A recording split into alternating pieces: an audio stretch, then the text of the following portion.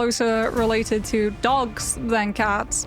But we shall have to see if there are white foxes left after the ban draft goes through. I think we're both looking to see if Heretics take a chunk out of Frost Mountain's hero pool, go for the Wolverine. That does free up the Daredevil though, so it's like pick your poison on the side of Heretics, or more specifically Lime Pro, since he is the one that usually concocts the team drafts.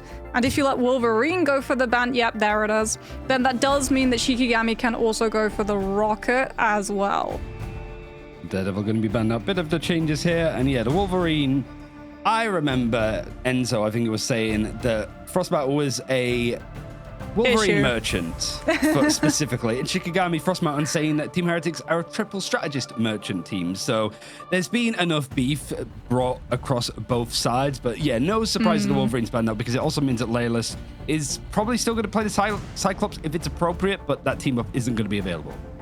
Yeah, no Rocket save. Shiki instead saving the Captain America, which means that Heretics are able to secure potentially one-sided Rocket here if they want to, or they could go for something like the one-sided Wolverine. Might go for a save on something like the Cyclops, but no, Rocket Raccoon instead. So having that BRB up, we already saw the value that Na'vi were able to eke from it versus Virtus Pro on Domination, which is so snowball heavy, winning fights, being able to stall out fights that you're losing off of just funneling players back in to hold out for more and more point percentage. A lot of the time can actually be the difference maker between walking away with these map wins, as Shikigami will be able to secure one-sided Captain America, but Heretics still having the option open for triple strategist if they really want to go for some of that stall strategy. I mean, Team Heretics would very much love to do that, because they've consistently wanted to do that, even making it work in some of the more interesting situations with the reintroduction of Adam. But yeah, one of our big games, well, the first of our big games, as the next three are going to be pretty impactful on who is going to be heading to mid-season finals. It all strings together. It's a test of attrition, as these best of fives can be long, and you might have another best of five to follow straight afterwards. Shikigami want to get the revenge against Team Heretics that beat them in the lower bracket final preseason last time. We want to start off on the right foot with a domination win, and luckily for them, it's not been the worst record. I think 5-2 for 3-0 Heretics, and it seems that again they're coming out with a triple strategist. Yeah, triple strategist Ultron flavor for Heretics, as Shikigami denied the Wolverine, don't have the fastball to throw a Wolverine at that problem in the sky. You're relying on Leolaz instead, on the Psylocke being able to ground that Ultron before he becomes a problem. Frost Mountain, actually, no Daredevil for him. He's on the Jeff, so Shiki also leaning on a triple strategist outlook, but they do have more stable resources with the symbiotic shenanigans to pair with Kaya, so a lot of staying power for both of these teams. Heretics more burst damage off of the Elsa in comparison to the Psylocke dive.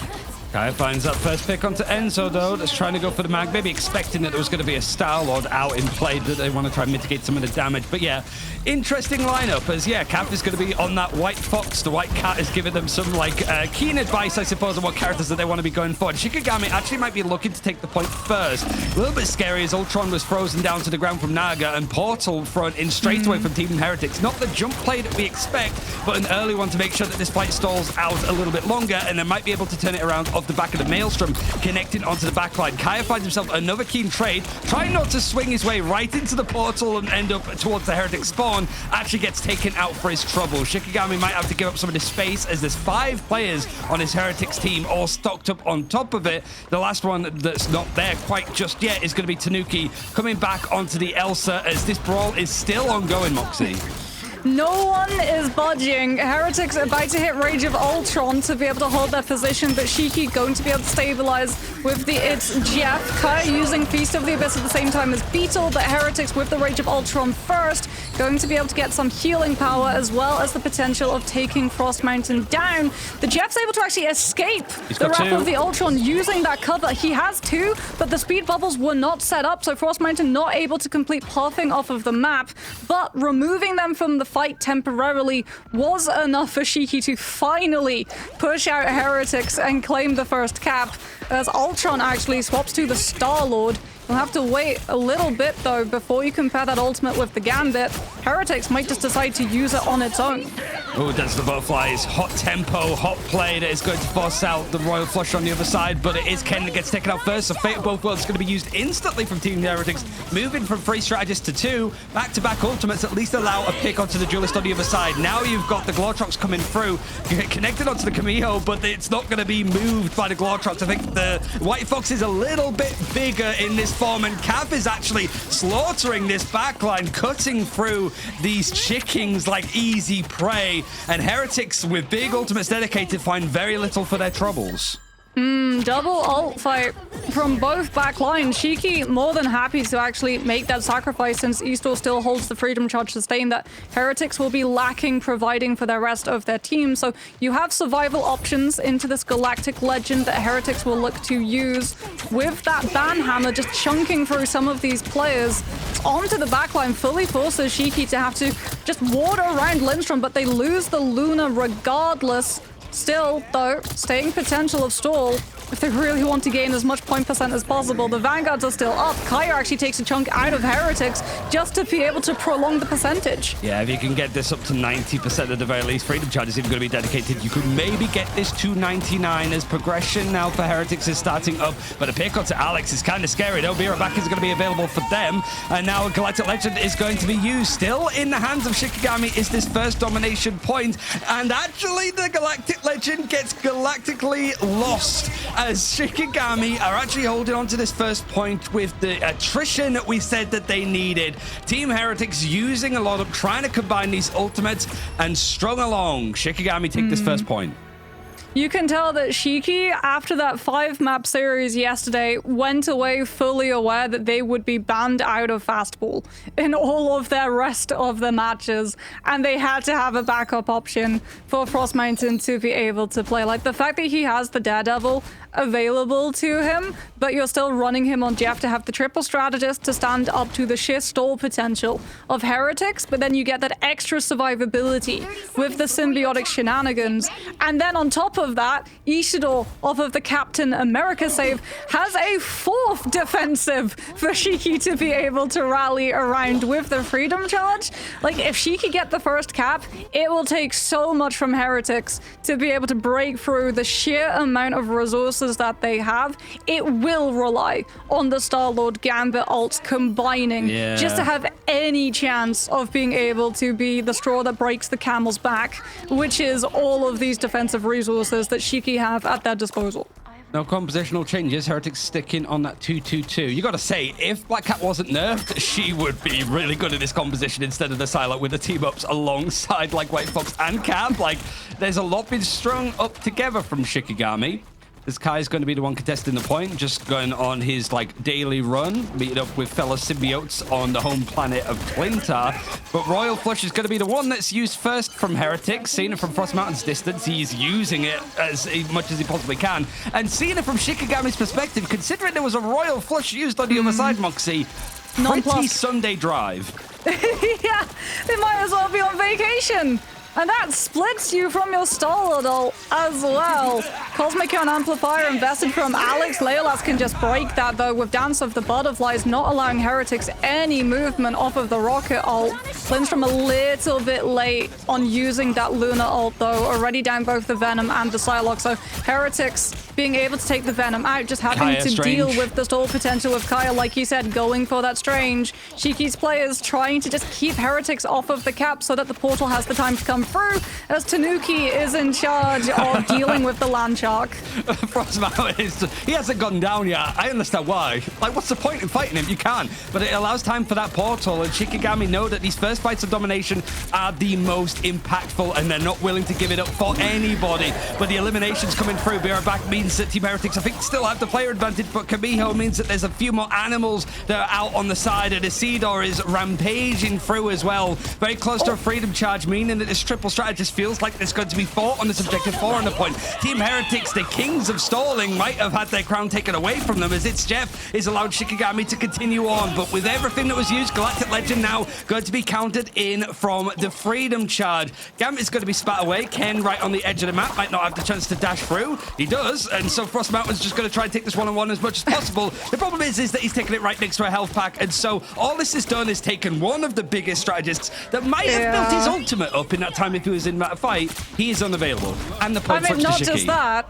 Shiki, if they lose the Jeff, right? You still have Luna, you still have White Fox. Heretics only have rocket healing if Ken is denied line of sight on his team. So Tanuki actually is the one to swap off of the Psylocke onto the Ultron so that you have more poke potential, but you also have more staying power, more healing potential. As Leilas goes for a very early dive, putting pressure onto Alex, trying to get the pickoff onto that rocket or force the panic situation of Ken requiring the use of that Gambit, allowing Shiki to be able to kite it, as they have nothing to be able to stand up if Heretics get aggressive. You can see the disengagement from Shiki, making sure that they don't lose anyone on the kite before they can push their vanguards back in so that Heretics do not claim the cap.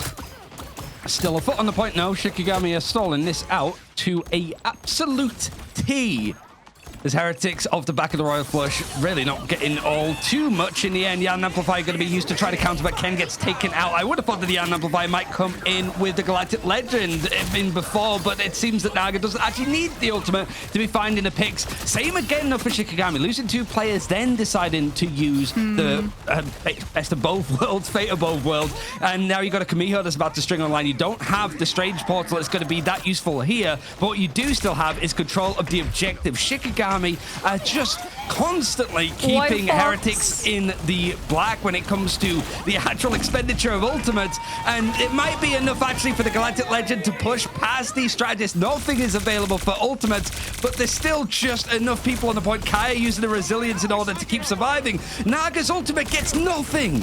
Yeah. And now Heretics will be forced to invest Ultron and Banhammer at the same time. Frost Mountain, with its Jeff, provides healing actually for the team, and then uses the E to try to carry Cap away from this dive from Beetle on the back line. Goes for the spit instantly, but the White Fox unfortunately was pushed out of that fight. So finally the flip comes through, but at the cost of every ult that Heretics had at their disposal. The moment that Isidore is able to build up this Freedom Charge, if Heretics aren't able to find early eliminations to see Shiki away from this fight, if they get past the team and get to go point to threaten the back cap, you are looking at a very fast flip potentially from Shiki. And Leilas is already fully on top of Beetle's position, stopping any dive shenanigans from hitting his backline early. Heretics can't let anybody go down cheaply. It's going to force them to be right back, and you want to make sure that you can stall this out, because Shikigami looking more like Stickygami with how much they've been able to fight on that point. But this fight is looking already sort of done and dusted. Forcing out ultimates for Heretics, they mean they don't have really room to breathe. They've got to use these ultimates like the Royal Flush early. So for Shikigami, build it up. They're half of the percentage that we managed to make and the map down. We have time.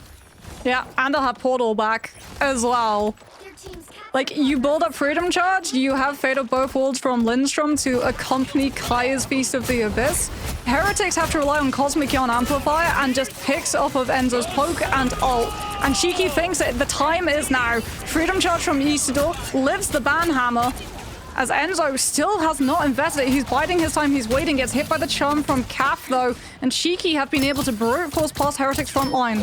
He's taking a lot of damage, but he does have the Feast of the Abyss if he needs to hold on a bit more. Dance of the Butterfly is going to be used alongside Banhammer, and it is the Feast coming in actually from Leilas, who goes down to very low HP as the Galactic Legend is going to be used on the other side. One target in mind. Fate of Both Worlds not going to keep them up, but it is going to give Shikigami a chance to fight on the objective now. Rage of Ultron is going to be used. Feast of the Abyss. Everything that Heretics has, it has to come into play now as Kamiho is going to come through from Cav, pretty much brought down and then eliminated. So that shows the concentrated effort of Heretics when they have to focus on the right target. Feast of the Abyss now for Shikigami. It finds a pick, but it's going to find a touch on the point as 99% is going to be matched as overtime is going to loom. Cav is going to be the one looking over to switch over to Strange to contest this, and Heretics still have that in the back pocket if they need it to. Tanuki switching over to the Ultron has provided a lot for Heretics when it comes to the sustain, but they don't have the ultimates to be the difference maker other than a Royal Flush very close close to being building up from Ken. The free strategist dropped down to 2, though, as Frostmountain's going to come back on the Jeff. A good eat here could end the map in the right place. You've got the heal puddle put down to make sure that people coming out of the portal are in a good position, but I don't know quite how many targets, if any, he's managed to get. But what he has done is he's pulled the Team Heretics' attention away from the objective into these little alcoves and these fights, which just seems to be suiting Heretics a little bit more. Frost Mountain trying to heal from distance might need to close that distance in order to keep touching this point. As Shikigami's security has gone down, the safety net under safety net has been stripped apart one after the other, and a banhammer might be the thing that ends it. We go to a third point. Yeah, the changes from Heretics and more than enough to match the sustain. Like, you had the rocket BRB to try to just bring players back if they were hit early by Shiki's dive, but the rocket was so much of a target, and a lot of the time the person who was getting brought back via BRB was Ken, off of the amount of focus that the Gambit was earning. I really do like the fact that they've, like, kept the Star-Lord, but now use that Ultron as well. Tanuki's flexibility showing itself in full here as he moves on to the Ultron to still allow Heretics to have that stall potential, have the heals to be able to match what Shiki can output, but also the Rage of Ultron to be able to keep things like Frost Mountain in check. As this next fight will be starting off very quickly for Heretics. They've got the Gambit ult.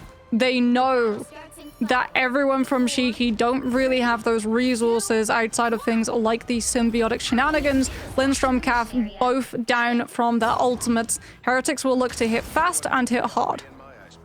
Deep breaths, everybody, because these first fights have lasted a good portion of time. The difference is that Shikigami not going to have the portal to work with to try to recontest this, and Heretics have been almost exclusively doing that, so they're going to have to sort of think of how they want to approach this point. Good news for Heretics, this point is very similar to the last in just how it's sort of set up. You've got the main pillar to be playing around, and multiple little alcoves to take this fight, as well as the high ground, which has been hotly contested by Enzo. The deep dive comes in as to try to group up for the Royal Flush to force people off of the objective, and Kaya just wants to keep that foot onto the objective, onto the point. It's his counterpart on the other side that goes down first as Lindstrom finds the CC in order to pick him. The problem, however, is the Team Heretics switching over to the White Fox triple strategist themselves have actually found the pick and the dive onto the back line, and Heretics for the first time flip the point first. Yeah, Alex with that Spectral Surge able to keep on top of Kaya on this Venom much more easily.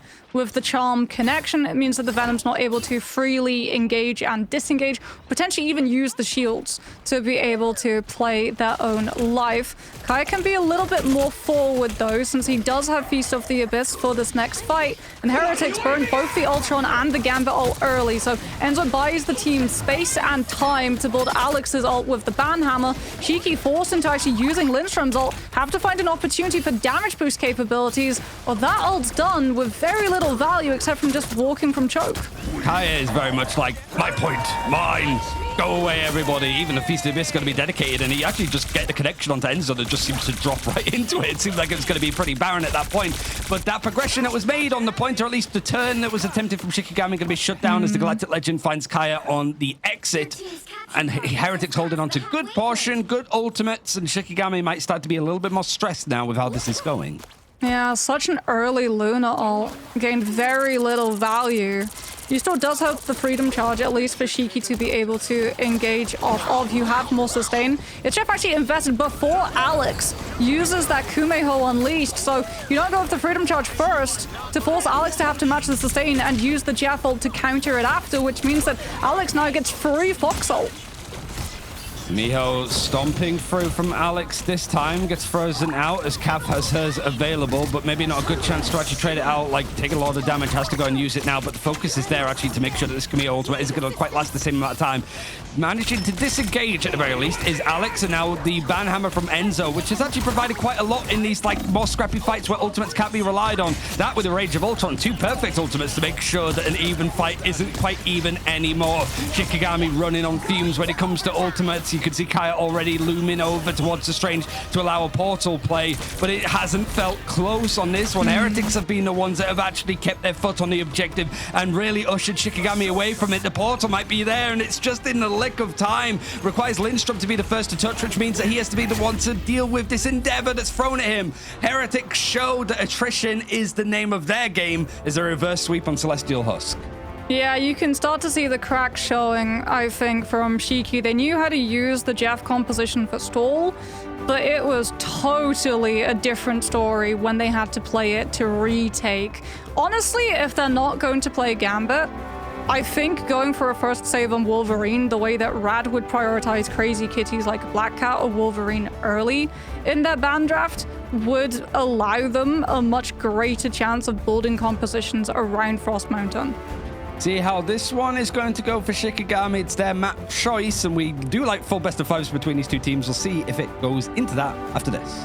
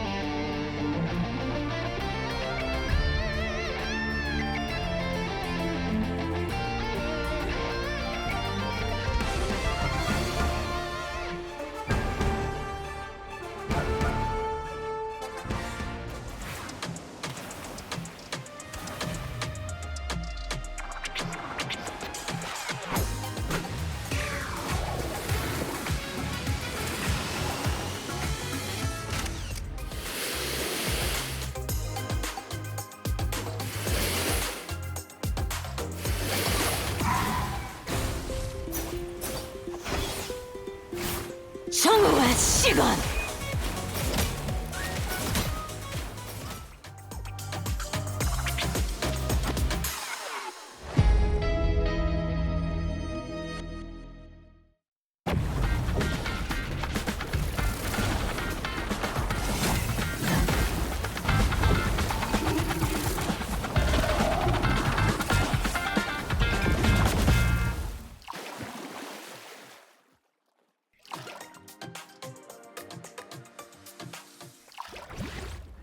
I outnumber you. Your powers are mine!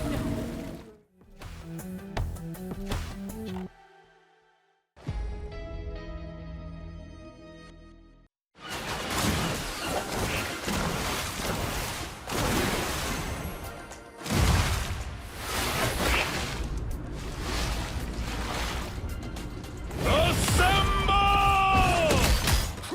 Sorry, soldier.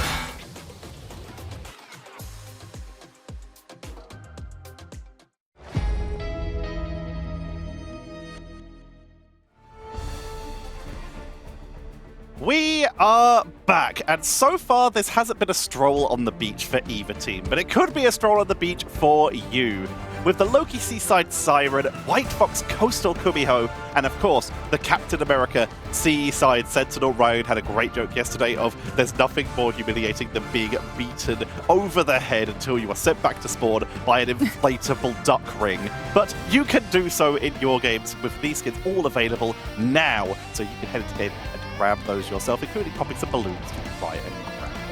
But balloons aren't currently being raised for Shikigami, as the first map did go over to Heretics.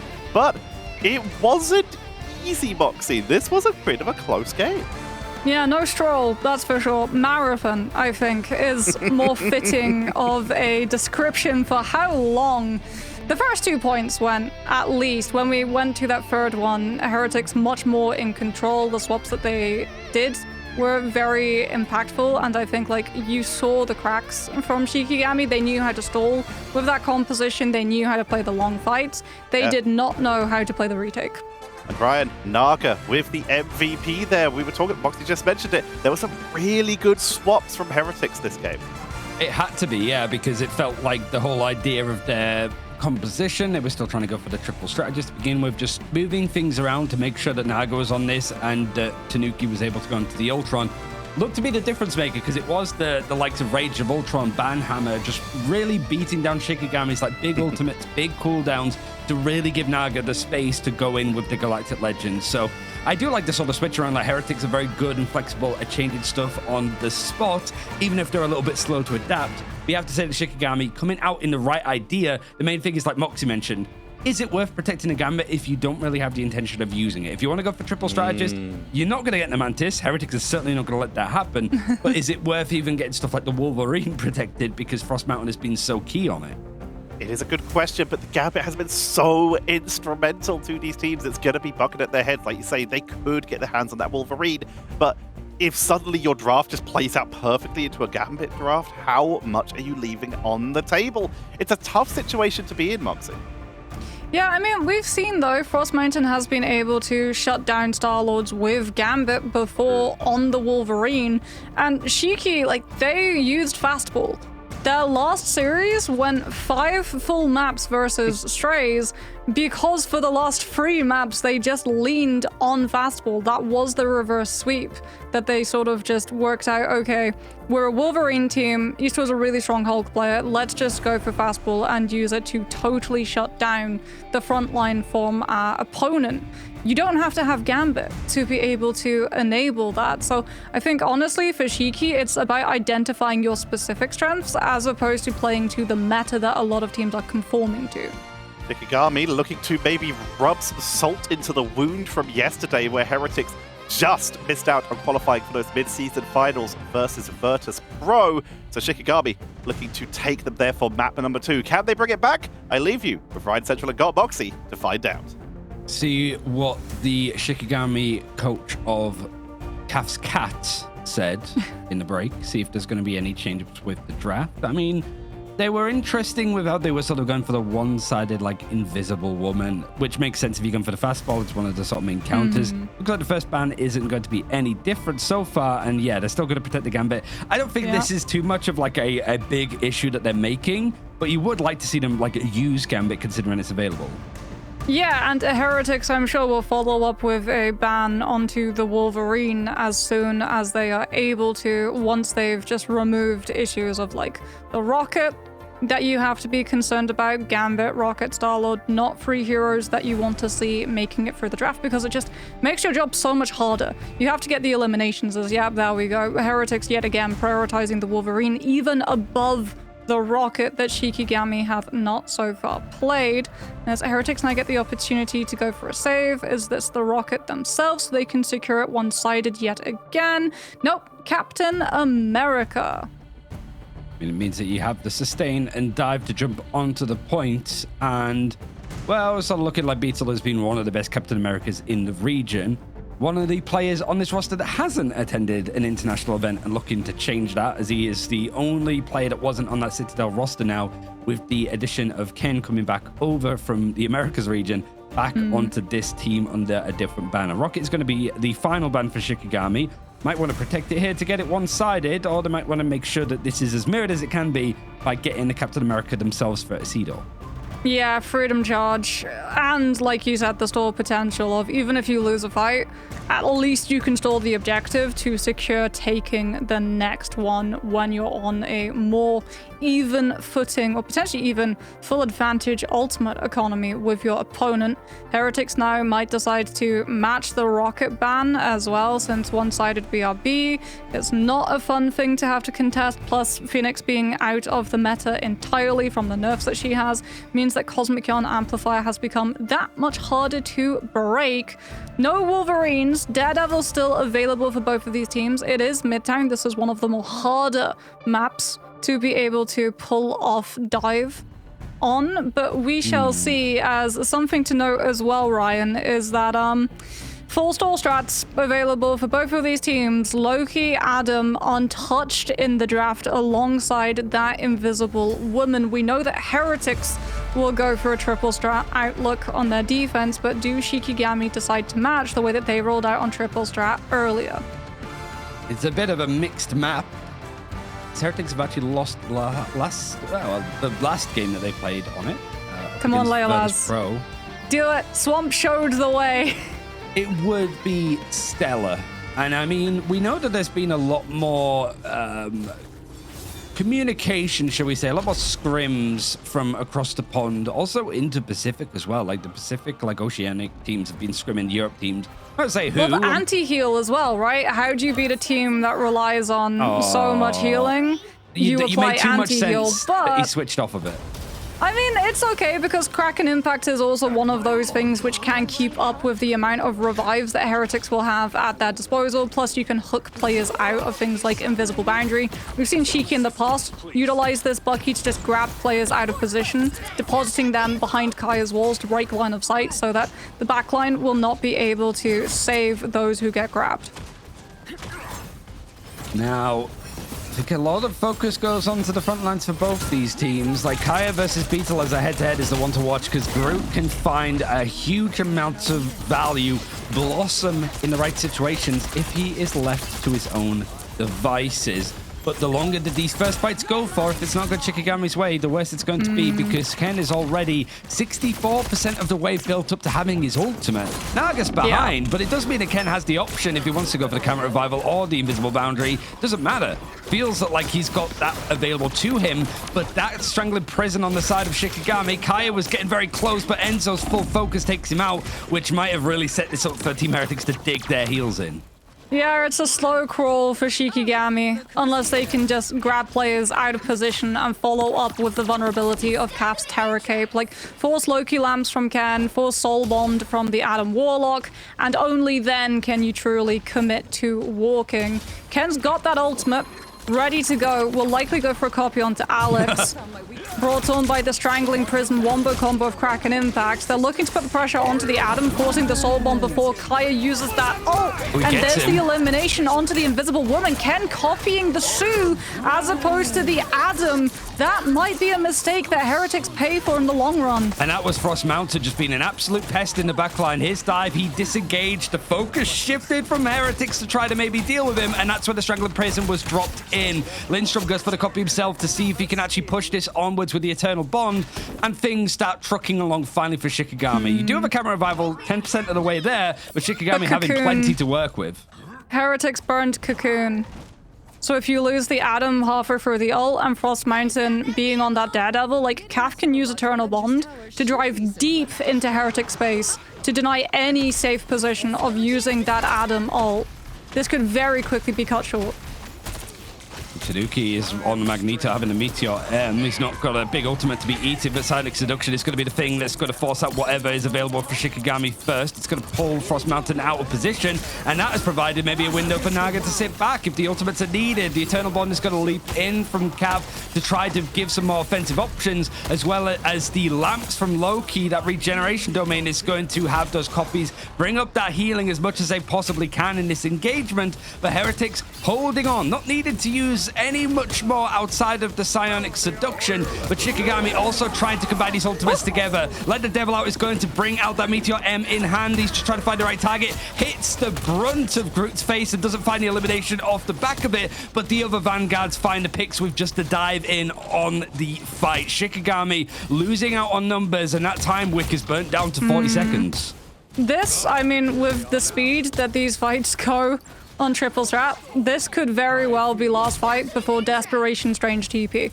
Leylaz has to get the Kraken Impact of all Kraken Impacts to be able to shut down through Ken's copied Invisible Boundary into that Soul Bond. A hook blocked masterfully by Beetle as Ken actually goes for an early Loki copy.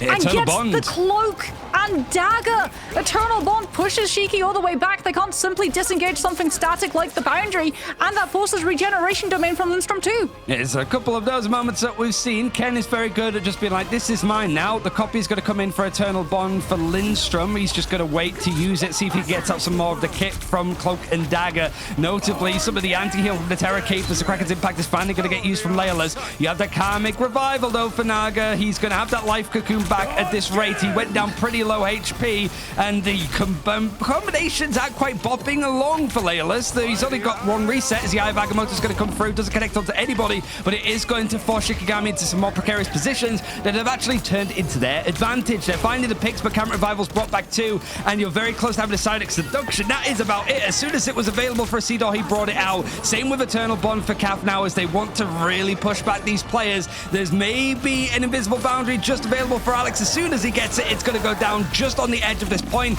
but you've got the big picks actually from all of Shikigami finding these eliminations. Even the Meteor M doesn't find much as Frost Mountain just gets into the face of Tanuki. The stall is going to run out of options, and Shikigami get it across the first checkpoint. Kaya totally cooks through that Invisible Boundary with Feast of the Abyss. So many people hit with anti-heals that Shiki have the damage to be able to punch through the boundary uptime and break it early, because that came real close. Like, Heretics were starting to stall, starting to gain players back with the potential of a strange TP play, but Shiki pushed through into second, and now the stall comp swaps to something that's looking a little bit more deadly, as you've got the Cyclops instead of the Adam for the poke, and Tanuki on the Daredevil to match where exactly Frost Mountain tries to set up these flanks. Yeah, and so not going to have much help with like mitigating some of the damage coming through, as the bludgeoning from Daredevil is about to come in from the Let the Devil Out. Actually, eliminations going onto the other side as the counter dive comes through, taking out the backline that has changed faces a little bit as well for Shikigami, going more towards 2-2-2, but also switching over to the Luna White Fox instead of this Cloak and Dagger. You have the team up, sure, but it feels a little bit more brittle for your backline, especially when you've got Tanuki diving in on the Daredevil. The scrappiness is seemingly only suiting Team Heretics on this defense. Yeah, I mean, Shiki start walking away with the eliminations of Frost Mountain's ult, but they're not actually walking away with the objective, because Beetle on that cap just stalls and lives and pulls Freedom Charge in the duration. So Heretics can go first aggressively with Ken's ultimate. Shiki having tried to answer back with Freedom Charge, but they've lost the Daredevil on the kite before the extra armor comes through, and Heretics will be able to hold their position as Shiki are forced back. Late pick onto Beetle though, so no Freedom Charge for Heretics to cycle into. If Lindstrom uses the ult, Alex will be forced to match with Fate of Both Worlds. 44 seconds left, and we're just passing 100 meters here as the payload has to really sort of get into the lower parts of Midtown. Silent Seduction goes out on Kai to try to pull people back right into the face of the Ruby Rage. It doesn't quite get the eliminations, but it's forcing out free ultimates all at the same time, including the Ruby Rage on the other side. Fate of Both Worlds is the thing that kept people alive, but as soon as it ended, Tanuki finds his demise and his way back into spawn. Beetle trying to chase him with a Freedom Charge, gets frozen. The path to extra sustain not quite there as the Sea Dog gets his revenge onto the other side, and Shikigami finally fighting back a little bit more. Calf over on his White Fox allows a little bit more of a hold W and win playstyle, and that managed to have maybe bring up this fight. If it wasn't for the portal, like you mentioned, a switch over for Tanuki this time. We saw some theatrics from Fire here yesterday, and Tanuki is 60% of the way building up an Eye of Agamotto. Already Shikigami's like, don't let that happen again. Try to find the right focuses. They go for Enzo first. They find on pick onto Beetle. And finally, it seems that it's just leaving the Strange until last. Everybody else has dipped and dropped. And Shikigami, with 90 seconds left, are aiming for the final part of this map.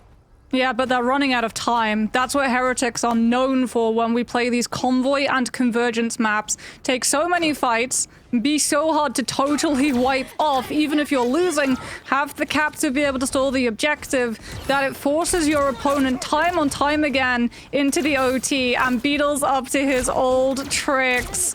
I mean, this guy at this point has to rename to Cockroach with how hard it is for Shiki to be able to fully take him down, and it's buying Heretics so much time. That's already a minute of Shikigami's time bank, and they've barely pushed the cart past Fist Building. I mean, this is a part where, like Day was casting, he'd sort of mentioned stuff about invertebrates and all of this sort of like scientific mumbo jumbo, but for me, it's just smash and grab for Shikigami, as it's just a brawl in the streets of Manhattan. Seeing if Shikigami can edge this further forward if they possibly can, as Heretics' ability to stall things out is looking a little bit lackluster at the moment. Tanuki's so close to having the devil out, but he is being ushered away, pushed out of these ratty positions, and in fact taken out in the neutral as the dive comes in with the Fate of Both Worlds. It's a lot of sustain and even a lot of eliminations going away of Team Heretics now, and that's on to Aluna Snow with her ultimate available too. Kaya low, trying to keep a touch on it, keep the overtime wick burning, but everybody's gone down. At least it's provided that opportunity, but I don't see anybody, at least on screen, looking to get even close to touching the objective. Frost Mountain on the transit gets taken out. Fate of Both Worlds has to be the thing that comes in, as well as the Feast of the Abyss, but it's just allowing a touch and time for the portal. You're even throwing a Devil Dinosaur in there for good measure. It's not quite on your left, it's just rah, rah, rah. I don't know what noises Devil Dinosaurs make when they jump through portals. I'm not built for these moments, but Shikigami certainly are. Kamiho's going to be the thing that kind of runs all the way through, as it's just an animal farm for Shikigami, seeing if they can get a couple more meters onto the point. Galactic Legend Ofanaga is going to be the thing looming in on the sky, but the Bloody Barrier is still useful even now. Not quite to keep Kath and Lindstrom alive, though, as they're going to be picked off with the focus, the coordinations. This clap that comes in from Team Heretics might have clapped their way to stalling out this defense just shy of the third checkpoint, and they do so. Shikigami making good work, but Heretics have a line in the sand to cross. Yeah, something, 1,000 cuts from the side of Heretics when you're playing into this team. You know what you're in store for. Honestly, it's such a good Fate of Both Worlds. Like, half a second swaps to the damage boost for Enzo to totally snap through Lindstrom, who gets absolutely just chumped by that Feast of the Abyss. Goes down with the ult intact, so Shiki forced to just desperately throw Kaya at the objective, literally, with the Venom dive and then the Luna ult on top to sustain the team long enough for the Strange swap and the portal. But that means that you don't have the Luna ult to stand up to the Galactic Legend, and Heretics able to just stall out the objective, not allow it free distance, still keep the Starlord up off of some really nifty iframes as well through the Galactic Legend, and punishing the lack of grounding beam that the Devil Dinosaur has lost. But Shiki say, anything you can do, will try to do better, as it will be a stall composition from SHIKI on their own defense. Now it's up to Heretics to be able to break this fast. It's a fun one to be watching as a neutral, but I imagine both these teams are stressing out a bit more, and they would have another game to go if they do win out this best of 5 to try to qualify for mid-season alongside Na'Vi and Virtus.pro. Heretics, you almost sort of expect them to be writing their name on the list in pencil tentatively, but weirder things have happened in Europe, and we've certainly had these upsets. I see it. I see it. Tanuki's doing it. If there's going to be a weird character coming out and play for EMEA, it's going to be him. He's not going to be the first to do it in EMEA, but sort of across globally, but he is going to be the first to do it in EMEA. Tanuki showing a little bit of respect, I suppose, to some of the other teams that he might be meeting at mid-season finals if this all goes to plan.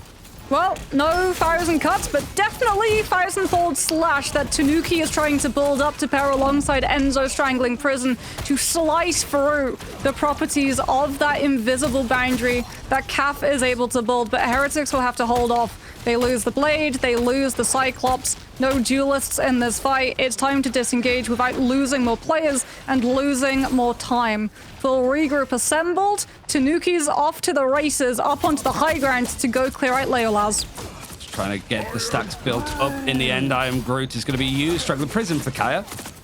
Not seeing the eliminations. Oh, there we go. Just a little bit afterwards onto Beetle, but the walls are certainly showing that's more of the problematic areas. Ken goes for the copy to try to get the Royal Flush. It's going to look a little bit more potent, especially when you got Alex that might combine it into two of a kind straight afterwards. 1,000 cuts for Tanuki, though. Let's see exactly what the action's going to be. It might not even be needed because everybody's gone down. The Camera Revival is brought back free. So Tanuki going to crack his knuckles, show that there's only ever been one blade potentially.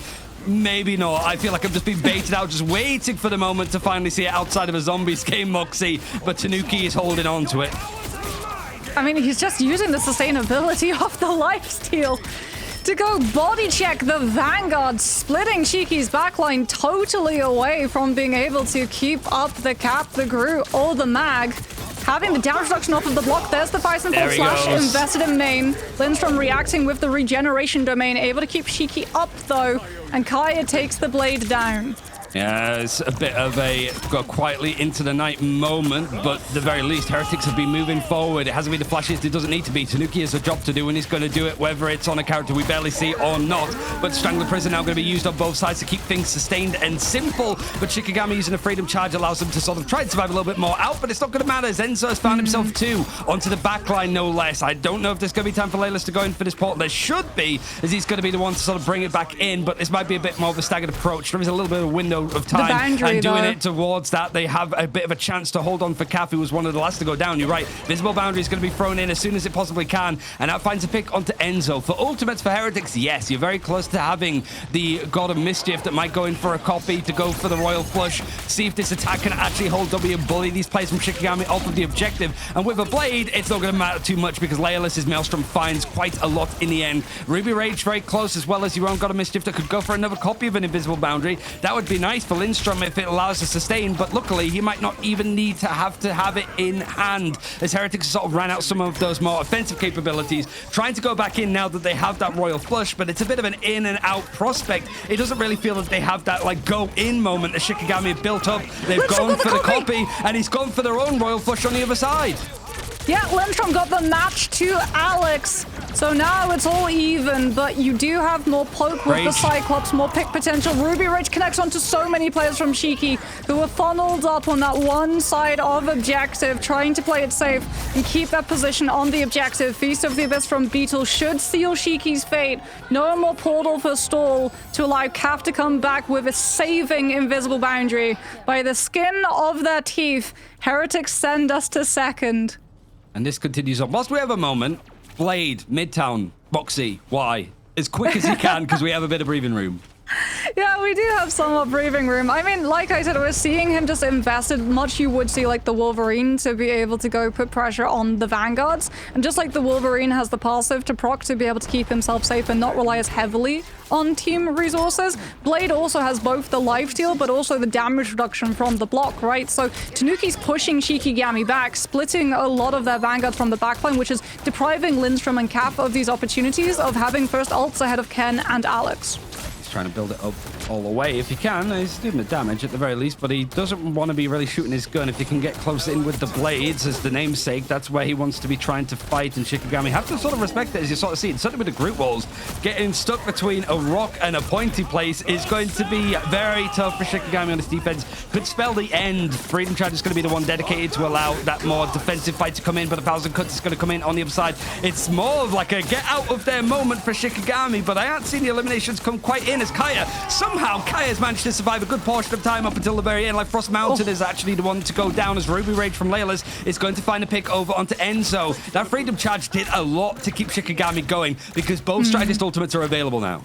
Yeah, job done. Tanuki's like, okay, I forced Shikigami to have to walk all the way back on first, give up a lot of space, allow us to take those fights very close to the checkpoint so we can try and overwhelm with things like the double Gambit ult fight. Now, you're going on to Daredevil to match Frost Mountain's flank. You don't want Shikigami to have one-sided information, especially because that means they can catch your rotations. They will know if you try to push main, if you try to push sides, they'll be able to set up and catch you first. Ken, with that Gambit ult copy, actually baits Cap into using Invisible Boundary fairly early, which means that he just cancels the ult and holds on to it for once Boundary's fallen. Yeah, he actually just uses it right at the end there, and you've got Alex that has his own Royal Flush, but Laylas has found the pick onto Naga, so suddenly this like almost unprecedented advantage that Team Heretics have to put them on top hasn't quite worked out now. There comes the second ultimate that is going to be matched from Lindstrom this time, and Tanuki's the one to go down. Laylas is just finding the picks at the perfect time. It couldn't be better for Shikigami on this defense as Frost Mountain has been unleashed. He did have to let the devil out available. The ultimate could have been handy, but he didn't feel the need to have it in hand.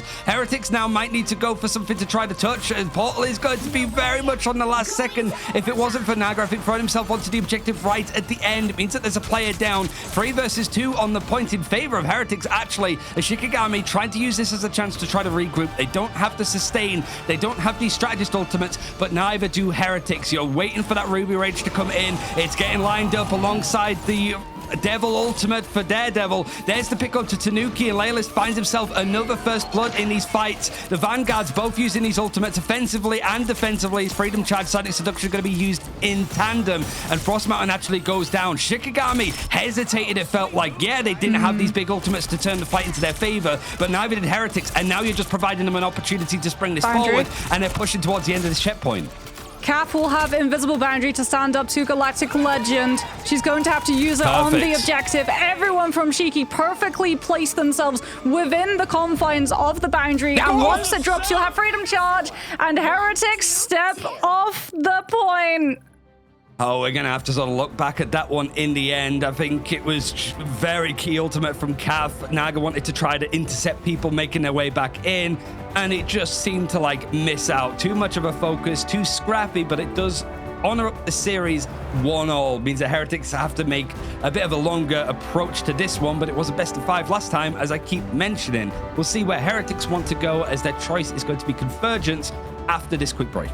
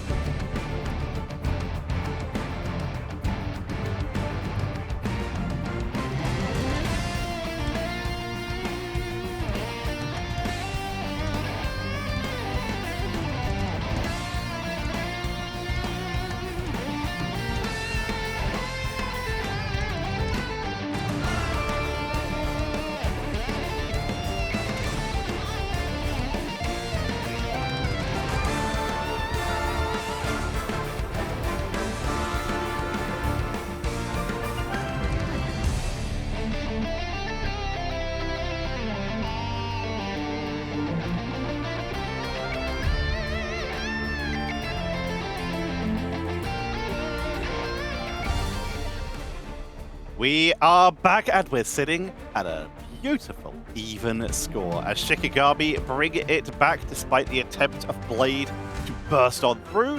Shikigami are able to tank it out. We've been talking about just how good Beetle is at delaying these points, how good Beetle is at just trying to create any kind of distraction as they can. In fact, even called a cockroach due to how hard they are to take out during that last game. If we're doing that, then potentially the front line of Shikigami in that last map should be called Water Bears, because they were just impossible to take out, Mox. Yeah, impossible to take out. We've finally found a team that can stand up to the sheer staying power of Heretics. Like, it is essentially just unstoppable object meets immovable force between these two teams. Both of them running triple strategists, both of them refusing flat out to lose a fight off of sheer stubbornness and force of will, and the triple strategists and all of the healing that comes through within. But the MVP will go to Kaya, both for his performance on the Emma, but honestly, on the attack, the Venom. Like 41 eliminations, some of them being with Feast of the Abyss, helped out by Fate of Both Worlds for that damage boost capabilities, just meant that they were able to do what Heretics were not. Finish off the fights and push the objective more distance. There's not just that, but there's also the sheer protection they were able to give. We even saw Tanuki coming in when they were on that triple Vanguard, coming in on a Doctor Strange for a while. And yet, Ryan, Kaya was always there to protect the team. Yeah, leading from the front as well. Like, you've got a good matchup with, like, the groups on either side, but switch over to Emma just provided a little bit more, like, going power. Isidore, like, both of the Captain Americas just doing their job. It's why it's been somewhat of a focus in getting available in drafts or banning out on the other side. But, like, moving on to, like, the sort of, like, convergence maps where, like, stall is going to become a lot more prominent. I imagine that, like, Heretics aren't going to be too phased by, like, dropping this map. They did drop it yesterday. It could be a bit of an area to look at before they get to mid-season finals, if they get to mid-season finals, mind you, because of how it went against Virtus Pro yesterday.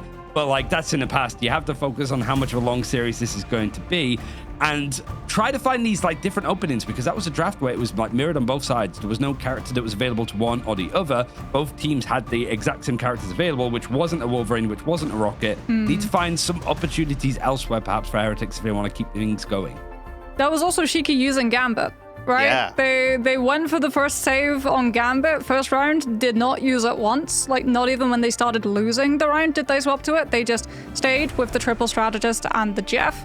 This time, they saved the Gambit. They do use it. I think, honestly, another, like, call that I would have given for MVP was Kaf. Her invisible boundaries, one for Shiki to be able to stall out first, and then the last we'll have to go back and see from her exact POV what the heck happened within that invisible boundary, because it comes up to defend versus the Galactic Legend.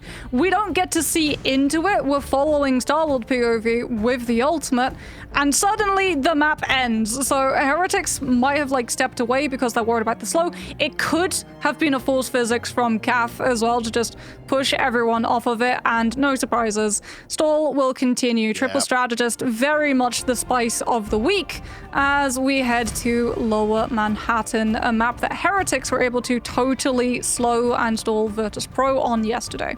Yeah, Moxie brought it up. This is a very delay-focused pair of teams right now, and we're heading to one of the hardest maps to push on in. So, because the game might take forever, we'll get into it early so that you can all go to bed tonight. So, thank you all very much from myself. I will peace out and leave you with Ryan Central at God Boxing.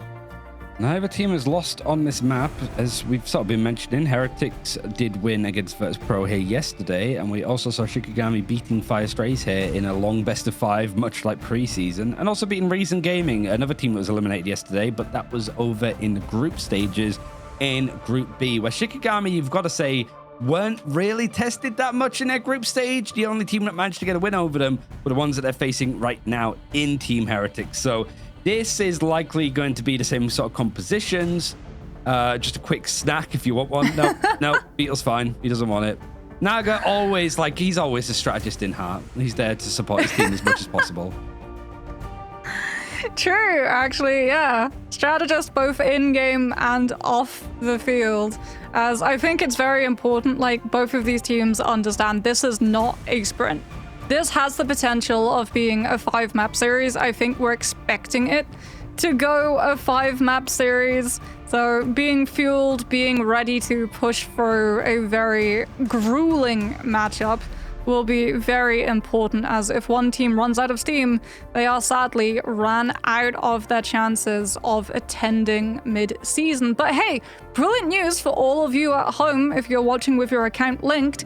If this series goes long, you'll easily be able to grab up all of our drops and cosmetics. Yeah, there's going to be a rehost of the server because somebody picked the wrong map, which is fine. I gotta say as well, I'm a little bit, like, tiny bit biased towards Heretics qualifying because I would imagine, like, Tanuki's mum would be at mid-season finals as well, and she, like, has some, like, banger cosplays as well. Like, she had a grand final, so, like, there's always that. It's always just, like, the extra people that these teams bring along, but also Shikigami. We're looking at, like, the likes of Rad and stuff, like the chopped players being very shy of qualifying for grand finals as being potentially, like, the third best team in the region at that point. Shikigami and Rad, they deserve their flowers at some point. The problem is that you have 3 partnership powerhouse teams in front of you that are the heavy favorites. Now would be a good time to try to cause the same kind of upset that Rad did by beating VP in preseason, but the draft, I imagine, to begin with, Moxie, exactly the same.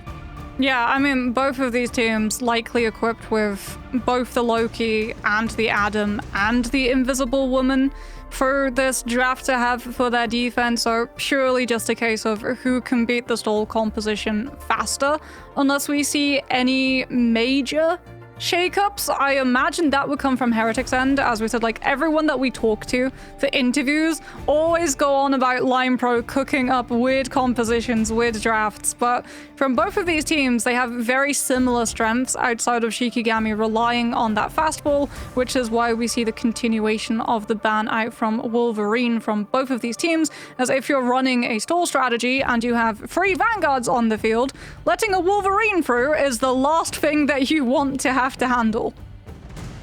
Seeing if Heretics now, final ban of Daredevil, protected the Captain America, it's looking pretty even, which I think just from what we saw for Shikigami, you're going to take these mirror matchups. Yeah. Because it feels like you're sort of more available to it. You've shown that you can actually combine well with the Gambit on your side if you ever need to. And so Shikigami going into this map, similar to the last, very even draft, no differences anywhere.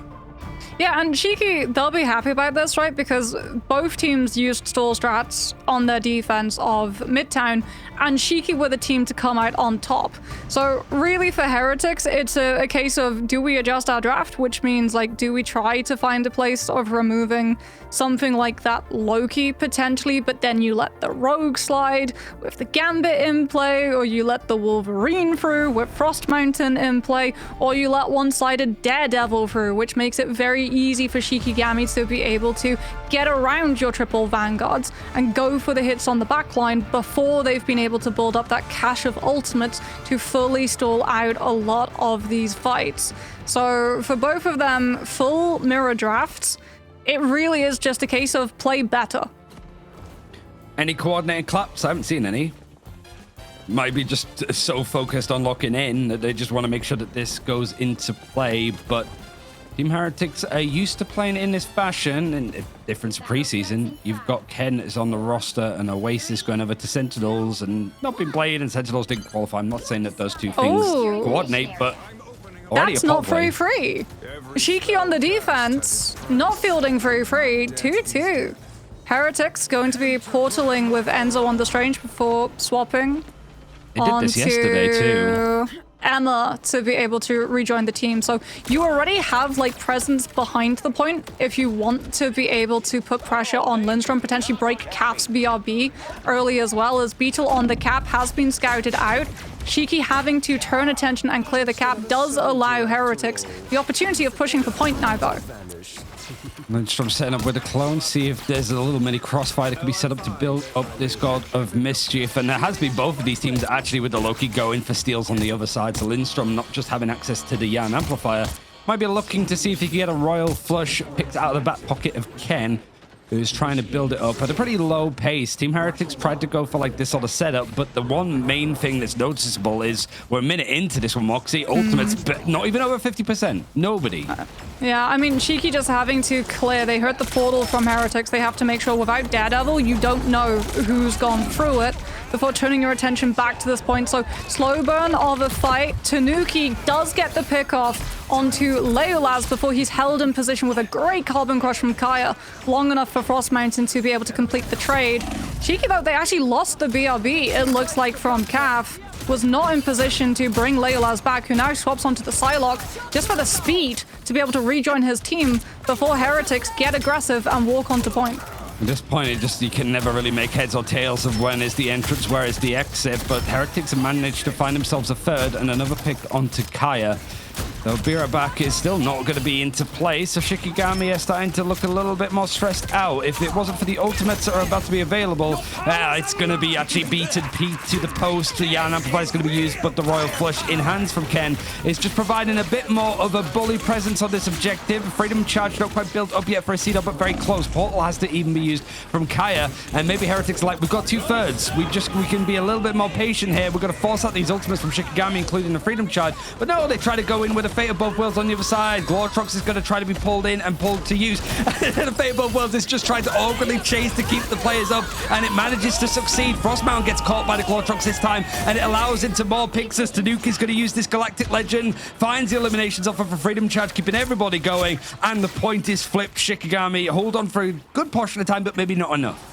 Yeah, no proper stall from Shiki as they now move away from that Loki rocket to Gambit rocket. Lindstrom. Oh, wait, maybe not. Lindstrom actually opts for the Luna as Leolaz gains the team up with Cap for that additional iframe and teleport. Lindstrom on the Luna now supplies extra stability though for Isidore. The staying power of the Captain America with the 35% heal siphon is going to be brutal for Heretics to have to dispatch. So early aggression from Enzo on the high ground, forcing Kaya back with the Sonic Seduction, burning out the BRB very early on. Yeah, he was trying to just get into the face of the Silent Seduction, wasn't going to be pulled in from the Emma copy on the other side, being in the crystal form. So Layla's seen if he can sort of push back this Captain America, who just dives from one fight into the other. It just seems like he hasn't really had a good break, but he doesn't need it when Heretics have been able to build so much momentum. This point where things usually get stalled out on is looking very loose from Shikigami as they've failed to really put a foot onto the objective to stop things. Now with a pick onto Beetle, things might help out a little bit more and manage to make things on the point a bit more even, as there's going to be one player managing to stall out. But the ultimates, yeah, you've got Cav that's built up the Yam Amplifier on one side. The team up between Luna and Emma tried to force a shield and force people out with these almost like group wall-esque things. And then the Royal Flush waiting to see when that Yarn Amplifier is going to come in. Immediately, the Yarn Amplifier is deleted straight up from Tanuki as he barrages in onto the backline. So many bodies to try to hold on, and one elimination going up against Kaya. Veer back means it's going to be in, and the Fate of Both Worlds means that everybody else for Shikigami is going to try to sustain this out a little bit more. It's looking better on this defense, but Heretics banking up ultimates again, including the Fate of Both Worlds Galactic Legends. That's a crucial pick onto Tanuki. He makes it back to his team. He waits Lindstrom's ult. He comes in with Galactic Legend, and Heretics will be able to push Shiki back. Now they get the opportunity of finding early picks with poke pressure from the swap of Frost Mountain, moving on to the Cyclops. Kaya forcing out Fate of Both Worlds from Alex with the Psionic Seduction. So Heretics now reduced to just having the Freedom Charge. Huge ult cancel onto Ruby Rage though. Great grab from Kaya. Fantastic, really, but it means that Naga's going to have it up in some time. You've also got a Seedor that used the Freedom Charge as that Galactic Legend was going to be used in on both sides. It's really traded out very little. It's just in the neutral fight. Sakai's been taken out from Ken as halfway to building up another Royal Flush. Shikigami not running the gambit again. This time around, it is 2-2-2 setup, and the BR back means that Frost Mountain's quick exit is going to be a re-entrance very soon. Silent Seduction from Enzo wants to be the thing to potentially close this out as everybody from Shikigami is starting to drop. The portal has come in, sure, but a second checkpoint has been hit, and Shikigami not going to be touching that portal again.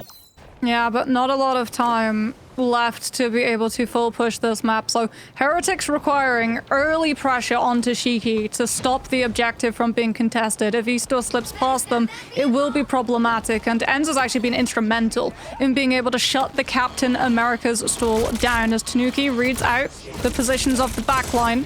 Eastor can't go for the objective, has to clear the Star-Lord to keep his backline safe, but that just frees up main. Ruby Rage got CC cancelled, but like you said, that just means it comes back into this next fight faster, and Shiki are not equipped to survive it.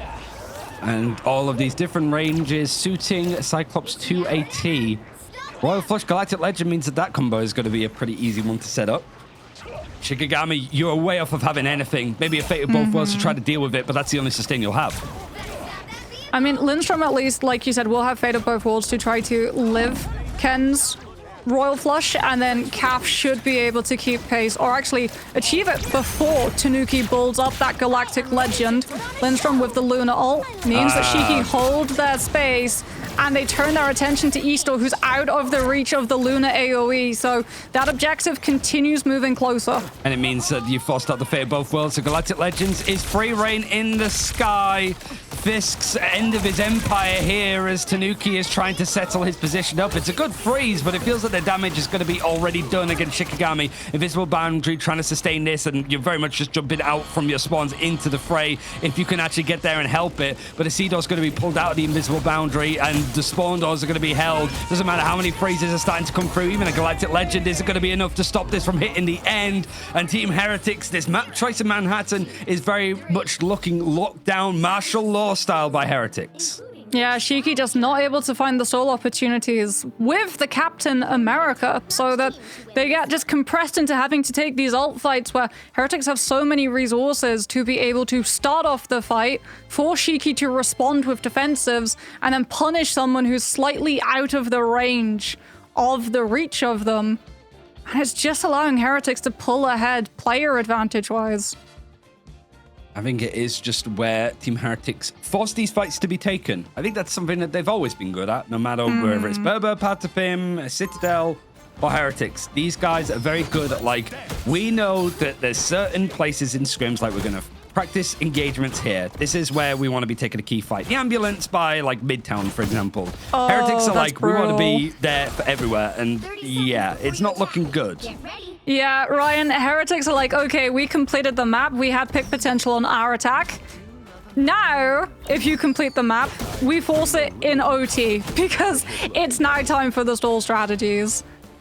And This is so costly in terms of time bank. This is also so smart, reading Shiki's reluctance to play the Gambit.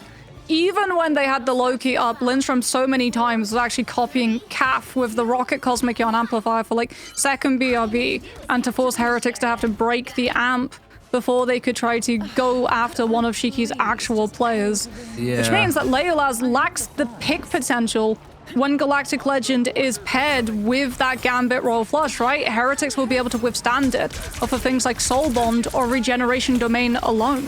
And that was the biggest stuff for me, is seeing Lelis not having any final hits, so it all concludes that way. And you sort of mentioned it about, like, the Loki being able to take things from the other side. It would always have to be Ken pushing the limits of what Loki's could do, certainly in EMEA. Now he's back in full force. This stall is going to be pretty damning for Shikigami to have to try to replicate a full map finish, and I think that's the first time that we've seen Manhattan finished in EMEA. One of the few times that we've seen it finished globally as well, because it's a pretty pesky, certainly second point of the map that you have to try to get through. But right now, it's almost a podcast, Moxie, because it's both teams sort of trading out some of the damage, trading out to build up these ultimates, and the Magneto was pretty much left up on the high ground, not even being looked at on the side of Heretics. Cross Mountain just can't find positions on backline too because of Tanuki's consistent strain shield blocking his path. Beetle's warding off one of the side lanes so that Shiki can't pinch and get past the Vanguards to go put pressure onto Heretics, so that when the fight moves to the point itself, you've got poke damage from the Atom, you've got all of the staying resources off of Loki Regeneration Domain. First blood falls to Shiki's way, and it's 2 picks back to back. CRB already being poke damage, though, does convert into Cosmic Yarn Amplifier build up, but Alex just allows Heretic safety inside Invisible Boundary, and we go right back into limbo. Oh, and so might have got more than back for that regeneration domain. Mwah, perfect from Ken. Place to keep that Enzo alive because not much was going to keep him going when that focus started to turn onto him. Kaya now with a side of seduction, see if he can get out of position, and he does get Tanuki, just hovering to the low ground. Eye of Agamotto in hand, so that would have been costly, but the counter revival is going to be copied, meaning that the Strange is going to be back in no time. Naga 90% means that it could be back-to-back potentially if Heretics are under more stress, which they are. They need to try to find exactly where this Adam Warlock is going to be. They see him. It just feels like from Frost Mountain's perspective, there's very little that you can do about it. You're not even going to force out the ultimate because Meteor M and Eye of Agamotto is going to combine. The stuns connect onto multiple, but the Meteor M doesn't quite find the hits. Ruby Raid, see if it get anything. It clears up some of the lamps at the very least. And our ultimate charge, you're very cautious of what's about to follow. The more sustained for Heretics, as it seems that the one last thing that they want to use is that counter revival. Freedom charge is going to come out first. Galactic Legend waiting. It seems that this is going to be the chance to try to use it, but you know that if those eliminations come in, wait, the pick goes on to Naga, so Life Cocoon's going to be forced out. Isidore needs to close this down as much as possible. It's not going to stop the ultimate. Naga finds that space to bring back 3 players,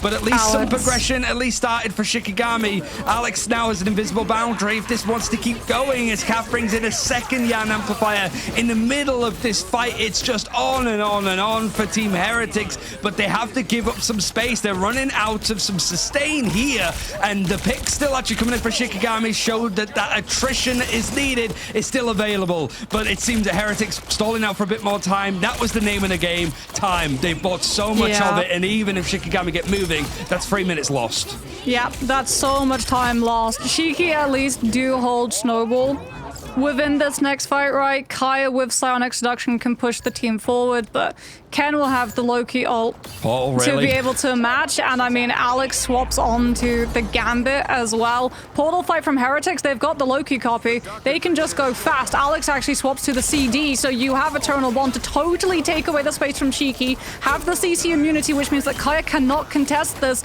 with the Sonic Seduction. Heretics totally taking Shikigami's momentum and setting up for the pick onto the Emma. And Kaya does not get brought back by BRB. He was about to, but someone just broke it before he could. Oh dear, and it was a really good Terra Keep that came in from Ken. Really waiting until the last minute to use that Eternal Bond. Freedom Charge. It's used way off of the point. It's stalled out. It's trying to sort of push back some of these other players, but this is Heretics just an are still on mess. point. Tanuki on the Strange is still on objective. Shiki can use ults, can push Heretics as players. They're not getting objective movement, which means that if they get to second, Ryan, it's likely an overtime. It's picks at the very least come in, but more time is being bought. Heretics know, this is why so many teams start on the attack, right? They know where exactly they need to be playing, what style, and this is where Heretics' sort of perfect scenario comes into play. You finish the map, and you just need to stall out at some point. Doesn't matter when, just force as many fights as possible. Frost Mountain try to see if he can line up the Ruby Rage, but this is a bit of a quiet moment in what has been a chaotic Manhattan. Shiki have to win these fights back-to-back and fast to make up for the time that they've lost. They've got a good stock of ults to be able to do so, but yet again, they've lost the early use of BRB as Isidore pays, sacrifices his own life laid down to keep Heretics away, and that objective moving forward. Lindstrom, Legolas, and Kaya all investing their ults all at the same time, trying to find these eliminations, but Heretics simply evade them. They lose the Luna, but they still have the Star-Lord and the Freedom Charge, which means that Galactic Legend invades into the spaces that Shiki tried to take cover from, and Heretics just wipe Shiki's presence off the face of the map. And now, 1 minute left, you don't have any ults to force your way through. Get that vehicle moving again. Silence, I mean, even Galacta is getting a bit stressed from the sounds of it, of just like, Shikigami, come on, you need to bring it through. We need to see this full best of 5 potentially, and this was your map choice at the end of the day. But you're trying to go in, it's a one-sided Gambit, but that is just off of Shikigami's own volition. I mean, it's the first to go down again. Beer back means that he's going to be brought into the fray, but he's taken straight out yet again, which means it's just even more stall. This is a little bit scattered from Shikigami. A portal might be required. They should have it in hand, but they also have players just skirting around the objective itself. You got the scans coming through as well, so this is great information for Heretics to try to play this objective, knowing exactly what these ultimates are going to be facing and going through. Freedom Charge is the closest for a C door, and Naga's not letting him through these doors to actually touch onto the port. It's from Shikigami. It's going to be flipped, but the fact that you lose both Lindstrom and Frost Mountain means that you're losing some key parts to turn this fight around. It's looking like Heretics are going to be taking Manhattan and putting themselves one map away from continuing on in this losers bracket, but Shikigami trying to fight on. The portal is good from Frost Mountain, and the fact that Isidro was taken down so quickly, even with the Freedom Charge, means there's no chance of a touch. Even in unison, you've got players from Heretics drinking at the same time straight after that. Shows how connected this team is. Oh, Shiki punished for not going for stall strategies on their defense. The Heretics showing why that triple strat is so formidable on Forest Point. It forces just like that really uncomfortable overtime situation where you're being stuck, you're being peppered by poke, you have to go into one-sided gambit ult, your vanguards can't chase the strategists or the duelists off of those held angles because they have to throw their bodies onto the objective to keep the map in play. If Shiki remain in this tournament, we will have to see. It's map point for Heretics. We'll be back after this break.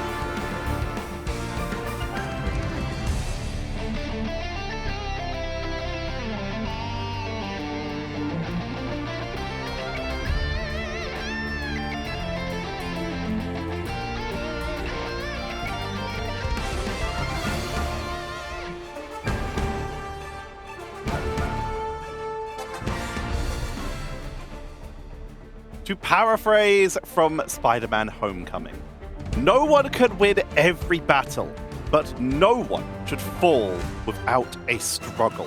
And Shikigami, they have been struggling. They are making Heretics work for it, but that doesn't mean we're not still leaning in the favor of Heretics, because they are just looking stronger, Moxie. Yeah, I mean, this is match point for Heretics. Like, at this point from Shiki, I want to see something different from them. Instead of trying to go for, like, the triple strategists, where they didn't really even play it all that much on Manhattan and were punished for not starting it on first. Like, even if it's first save Wolverine so you can play fastball, even if you go for, like, only banning strategists from Heretics so that they can't lean triple strat lines, yes, maybe something more meta gets through, but if Heretics are accustomed to only having triple strat open, maybe they're not as practiced as some of the rest of the compositions, and you can start exposing some weaknesses, because it's now or out of the tournament. That is, like, Shiki's life is on the line here. If they continue doing what they have in the past, I fear Heretics will just outlast them with the triple strategist stall yet again. Speaking of someone who has been outlasting and also has not been showing a weakness in that last map, Ryan, the MVP is Enzo, and for good reason. It's just the amount of times that he's able to force fights into positions that Shikigami do not want. And seeing as you quoted Spider-Man Homecoming, I want to quote Spider-Man 2 for Shikigami. I'm back! I'm back! Because, like, it's almost like they have been thrown off the top of the roofs of Manhattan down onto the ground, because it's just like they're running out of, like, options, it feels like. And in maps like this, that was the choice of Shikigami, it hasn't quite worked. And I think it's also Shikigami trying to go for, like, sort of like honorable drafts as well. I want to see them. They were one game away from elimination. We'll see them in stage 2, but I want to see them, like, go Hail Mary with some of these strategies, right? Like, go for some audacious things. You're playing it too safe, I think, certainly with that first part of the draft. Yeah. Now is the chance to do some weird stuff. I mean, you're not even playing the Gambit match a whole lot of the time. So, like, Gambit save does not mean a lot for Shiki here, outside of just forcing Heretics to burn slots on banning out the Rogue out of necessity, I think is what you're, like, looking for. Yeah. But if at least you save the Wolverine, then maybe you force Heretics into having to ban, like, well, probably not the Hulk, but something like the Cyclops as well. So I think we're all in agreement that no matter which map that we go to, and of course it will be Central Park because that is just like Shikigami's home base, we want to see something different from this team, and that might come on this map because this is the map where they were known for playing Human Torch. This is where they've played Torch, this is where they've played Mantis Ultron, this is where they've even played Wolverine, which is something Foxy has been encouraging. It is time for Shikigami to show us what they've got, or it's time for them to go home for this stage. I'll end it with one last quote before I throw it to the casters from Aurora Monroe. You counter despair with hope. You strive forever to be the best you are capable to be. Therein lies victory. Shikigami, show us the best you can be, or Heretics will be moving on to the next round. That's not a wolf save.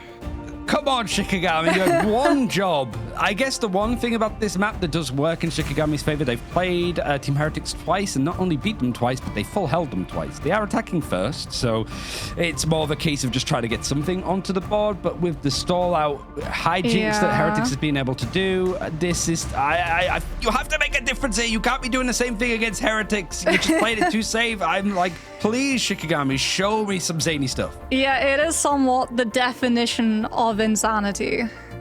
Like, doing the same thing again and again, expecting a different result. There's still opportunity for Shiki here to target something from Heretics, but Mantis being the only strategist, Heretics will have full stall available with, like, low-key strategies because Daredevil continues to be the ban that Shiki default to, not allowing that one-sided information. But this time they actually save the Daredevil themselves, so they have dive potential when paired with things like that Venom, as ooh, Heretics Take away the one identity that Shikigami had on this map. There goes Human Torch. That's the first Human Torch ban. That is somewhat aura, I will say, on the side of Shikigami, especially since Star-Lord is still available for Heretics to be able to counter into it. But just removing any chances of something zany, something funny from Shikigami's end, and safeguarding Heretics from being able to play that triple strategist stall-out composition. Means that Heretics on their defense. We see much penny from them. I don't think we've seen any penny from them. Really, no.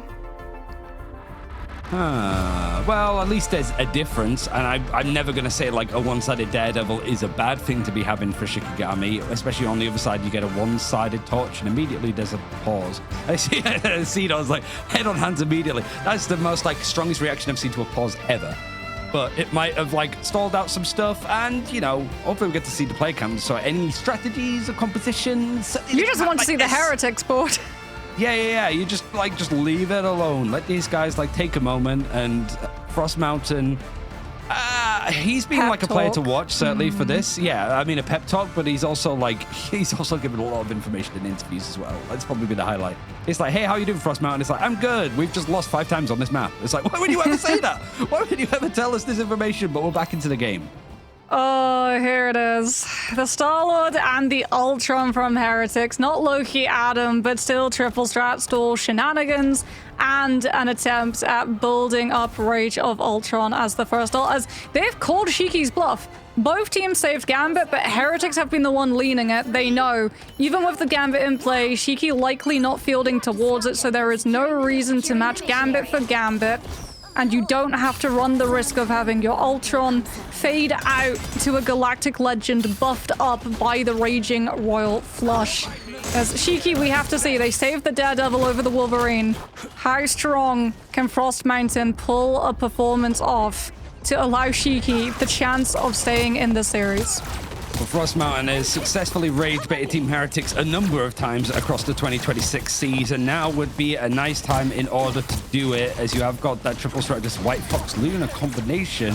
And the Gambit's still protected, and the Gambit's still not in use for Shikigami. At this point, it feels like a little bit of a loss, but I'm just going to trust the process because Shikigami managed to make the series go the distance multiple times, even against the likes of Team Heretics, burning them down as much as they possibly can. It's Isido that actually gets his first pick onto the backline. In fact, it's strung along, so Heretics losing out all 3 strategists at once means that a portal play needs to come in from Alex switching over towards the Strange, and everybody is dropping one at a time. 2/3 is already made.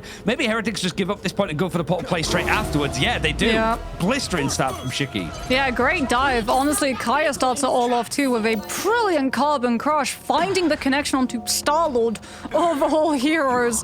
Insane stuff, not the connection we usually see. And so many of Heretics players like have to deal with the Cap and the Daredevil that it just frees Leolaz up to do what he wants uncontested in poke. As Frost Mountain and Isidore just teaming up, not allowing Beetle through to be able to go to like the objective for Heretics to buy some of this time back, as they are on the back foot, both in terms of ult charge, but also space that they control currently. The Cap is being totally chased away.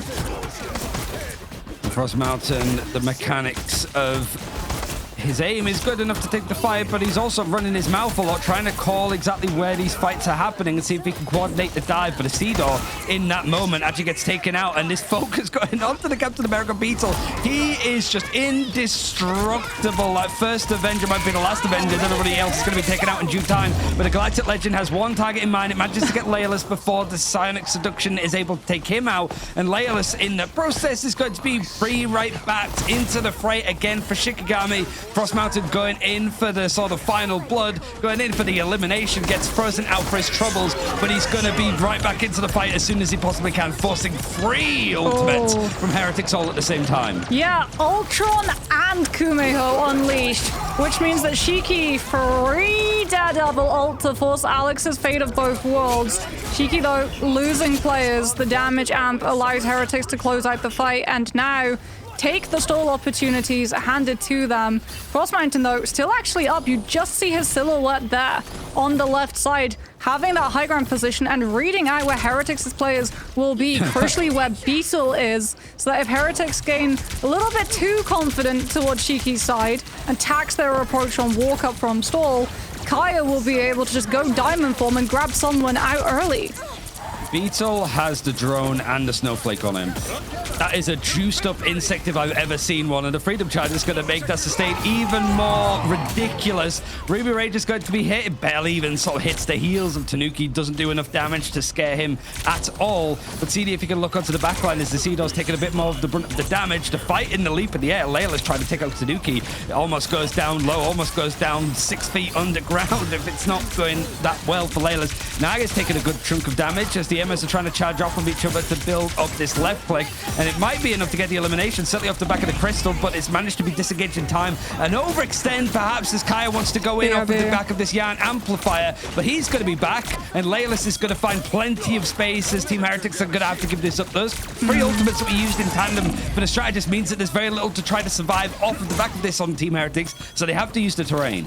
Yeah, but Beetle finally able to get where he wanted onto that objective to stall it. Position forced out, but then traded for another player from Heretics. I think that was Ken before he TP'd back to his cap. So Heretics still fight in them.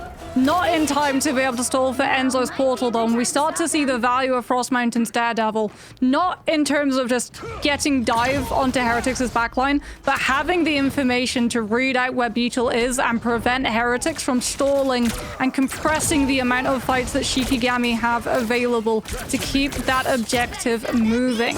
Speaking about still moving, they do have the snowball potential. Freedom charge from Eastador, but slowed somewhat down by a very early pick onto Leolaz, as Kaya actually sees the Venom swap from Enzo and swaps to the Angela to be able to counter Spear and potentially get the environmental drop-off when we head to the fights on Staircase. And Shikigami have gone a lot more full force forward with the Luna White Fox away from the rockets. That Bira back that has been able to keep sort of the fight safe for them. Oh, the leap in is a bit of a scary one. Naga goes down low, but he's able to actually try to survive that, though. It forces out the freedom charge for a Seador that now want to try to give chase as much as they possibly can. Payload moving at full speed now enough for the Ruby Ray. Just going to connect onto multiple forces out the fate of both worlds. Just 50% short of having the Royal Flush to allow some more sustain. Feast of the Abyss is actually going to get free. Enzo, just with things looking like Shikigami want to sort of really put their boot onto the necks of Heretics, Enzo turns it around onto them. That was all cancelled, by the way, on Ruby Rage, but Enzo brings it back to bear with Feast of the Abyss empowered by Fate of Both Worlds. Shiki just full regroup. He's still throwing himself off of the map to get the regroup faster without being stalled out as we get that replay. Watch for the Feast of the Abyss, perfectly timed to change to the damage boost to still have the heal potential so that Heretics don't lose players, and Shiki aren't able to push this defense all the way back. Galactic Legend looking to catch them. Gambit all invested. First, Tanuki going deep, hitting that back line, but Kaya actually collapses Ken off the map, and Galactic Legend come through now with Beetle trying to sustain the team through with Freedom Charge on the point. No, we're just flying around in this like a couple of drones checking out the new scenery. Mise-en-scène of Dracula's castle, allowing for some weird aerial battles as it seems to be nobody's touching the floor. Right now, Shikigami stalled out a little bit. 90 seconds or less just left on the objective, and they've lost out on Layla, switching over towards the Starlord to try to go in for these aerial battles. Kaya also on the Angela has found some really good moments to actually impress, but it's all Heretics right now. Everybody's sent back to spawn, and the distance so closed up that even if there was less time, you might go for a portal, but Heretics would certainly not allow that. They're actually going to give up some space to try to set up, but those support ultimates to work with.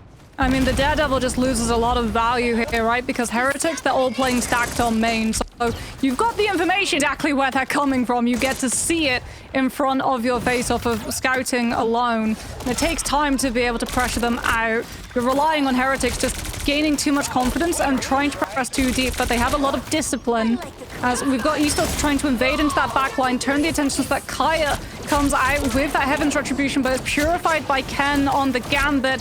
There's no one-shot follow-up from Shiki. Nothing alongside the Angela ult, so it burns out. And now you're relying in just having the ult to stabilize for the OT push. Isidore with the Freedom Charge, but Alex has that damage potential with the Fate of Both Worlds for Heretics to stand up to the cap and still set up Enzo's ult. Me, Galactic Legend all used together. Feast of the Abyss found so much. Didn't find the eliminations, but it found a lot of overhealth, which has just been dwindled away until the resilience comes in. Enzo manages to survive with 3k damage thrown straight at him and able to keep sustaining it out.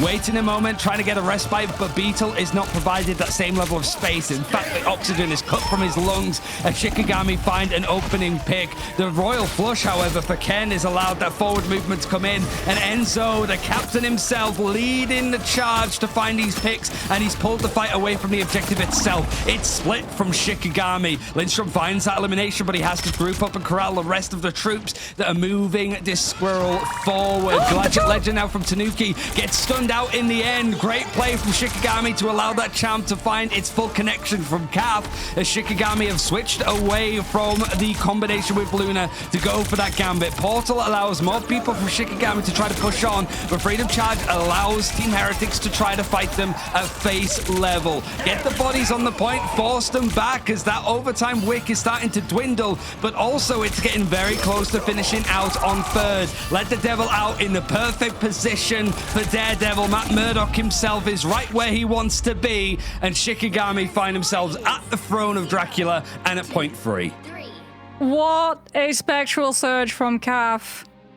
Like, Shiki perfectly stopped Galactic Legend twice.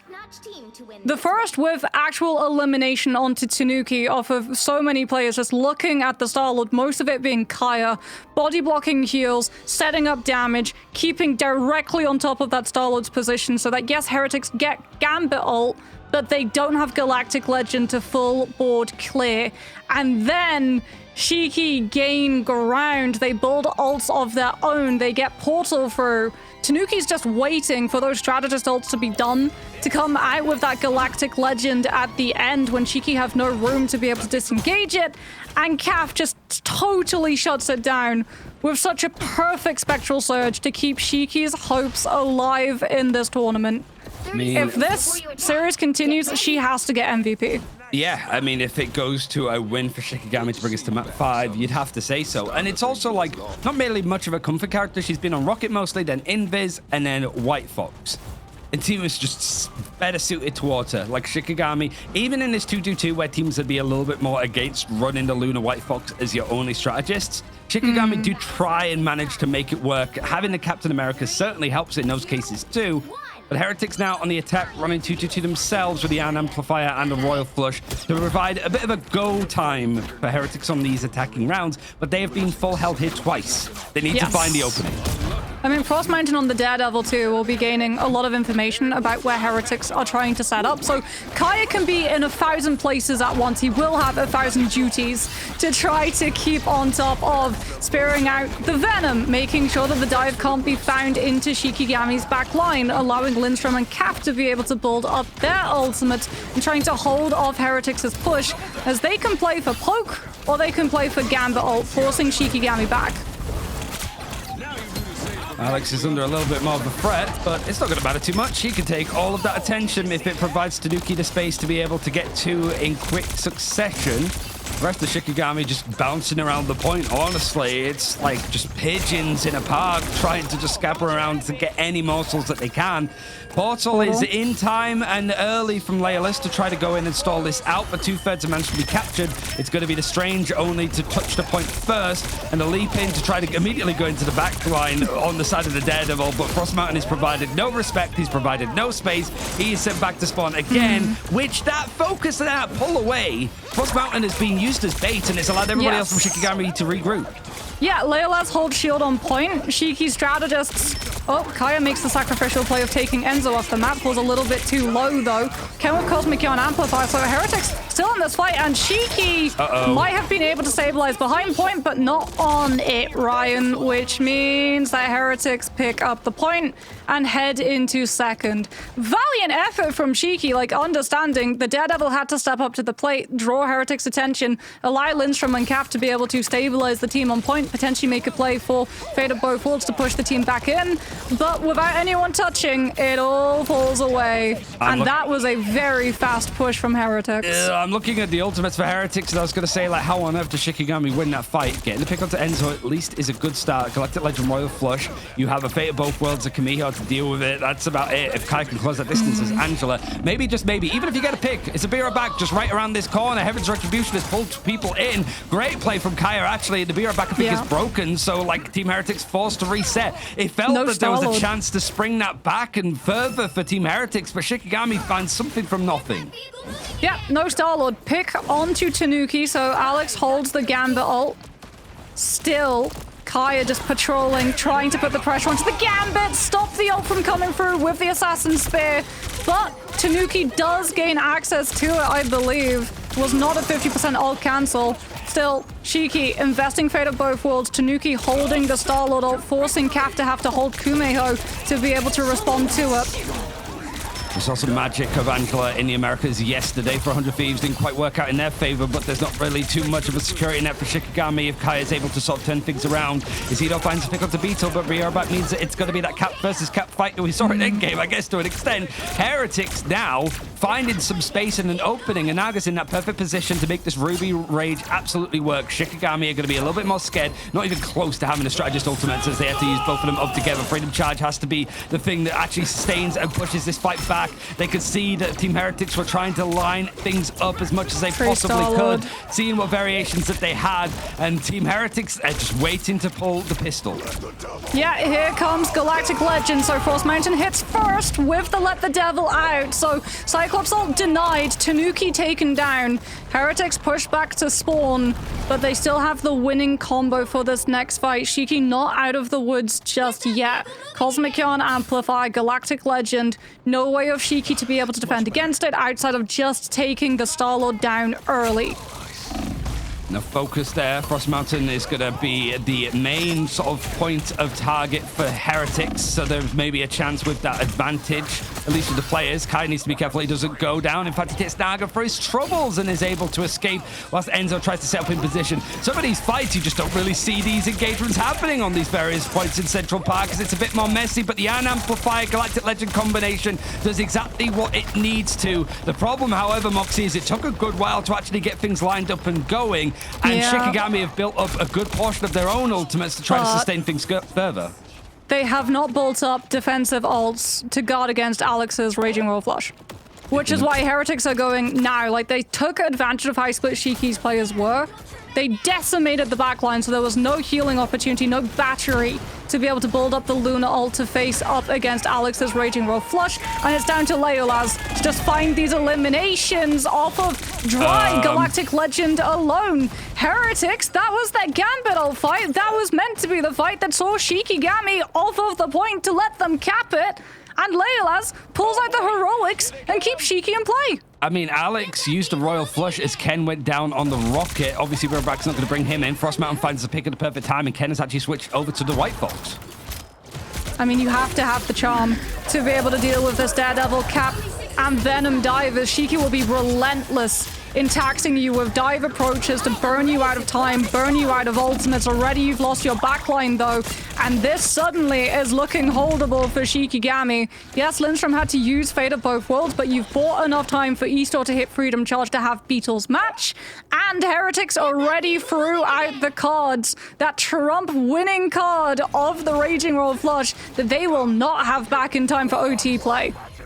30 seconds left for Heretics to get to the second checkpoint and then hit the final point of this map. Otherwise, it's going the distance like it tends to with these two players. Kaya has found himself too, though. The two strategists going down and Naga moving over towards the Ultron is the third and final one. This doesn't even look doable for Team Heretics. The portal is not certainly going to be in a good spot with how much of a spawn hold this is. So Heretics have to try to leap in. It's going to be Enzo first trying to touch, but he has to go for the gauntlet of multiple players. He He's managed to sustain a little bit more with the resilience, but that's all he can realistically manage as Laylas has one target on his mind, using him to get 2/3 of the way towards the Galactic Legend, and the Freedom Charge going to be traded out on both sides to allow this to sustain a bit more. Laylas doesn't even need his ultimate as Galactic Legend from Tanuki is going to hope to find something, but he also needs to find a touch on the point. Beatles is at least going to be able to help him as he's found that pick over onto Laylas, but it's done and dusted. Shikigami yet again against Heretics bring us to map 5. We go the distance. Shikigami bouncing back. Instrumental save on Daredevil to totally shut down the stall from Beetle on the Captain America. Some insane charms from Cap to be able to find early eliminations on Enzo so that the OT just does not allow the fight to settle long enough for that Gambit and Starlord ults to come through and bail Heretics out. We'll have to see who continues in this tournament. It goes down to the absolute wire. We'll be back with map 5 after this break.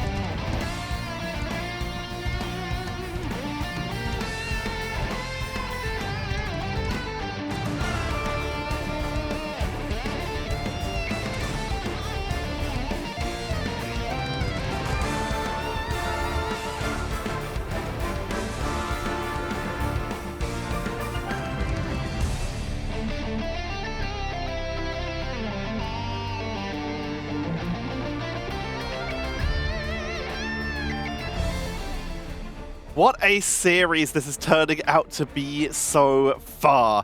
We have a 2-2. Heretics, for the second time in 2 days, find themselves stuck in a match 5 scenario. But at least they don't have to do it on Midtown again. That's already been dealt with. And Shikigami are out of Dracula maps. So can they close this out? Because right now, they have shown that once again, Central Park really is a comfortable home for them, Brian.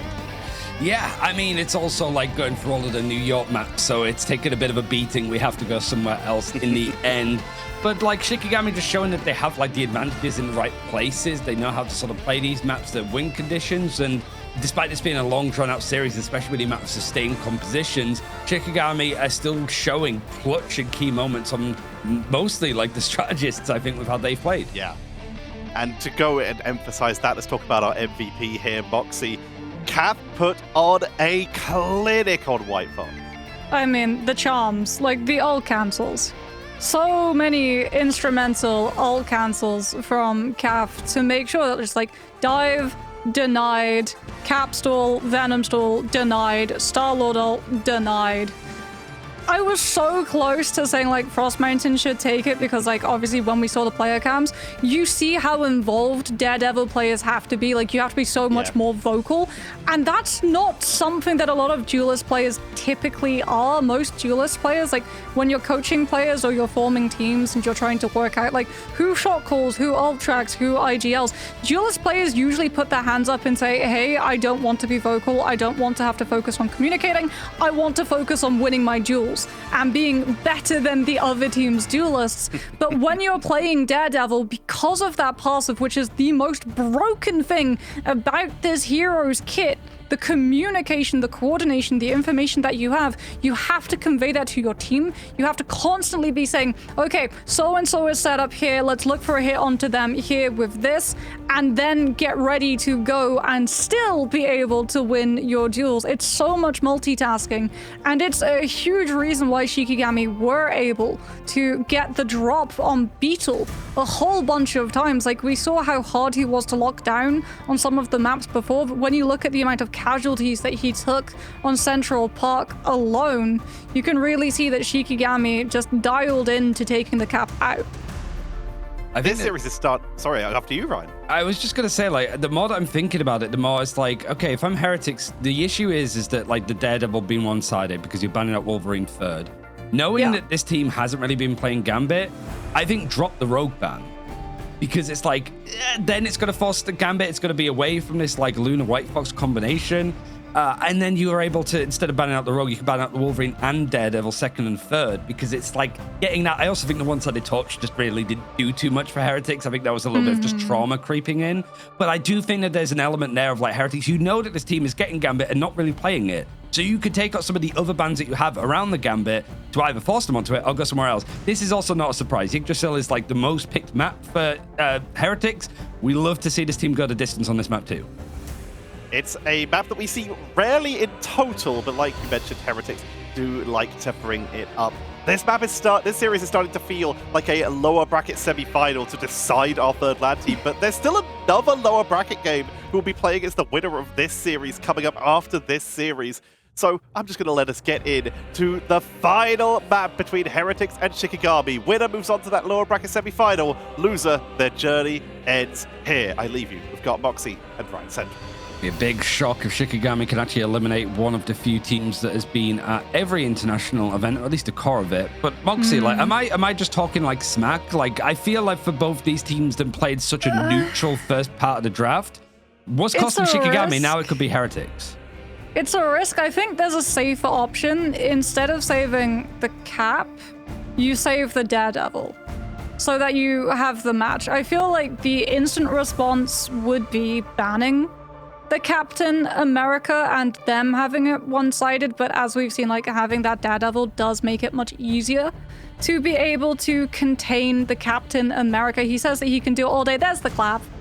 But as we see, when Daredevil has the information to keep track of his every move, it becomes a lot harder to successfully hit the back line unexpectedly ahead of the rest of your team and create that disruption for your front line to take advantage of, or just to stall out the objective itself, so that you're buying more time, more opportunity to have those fights.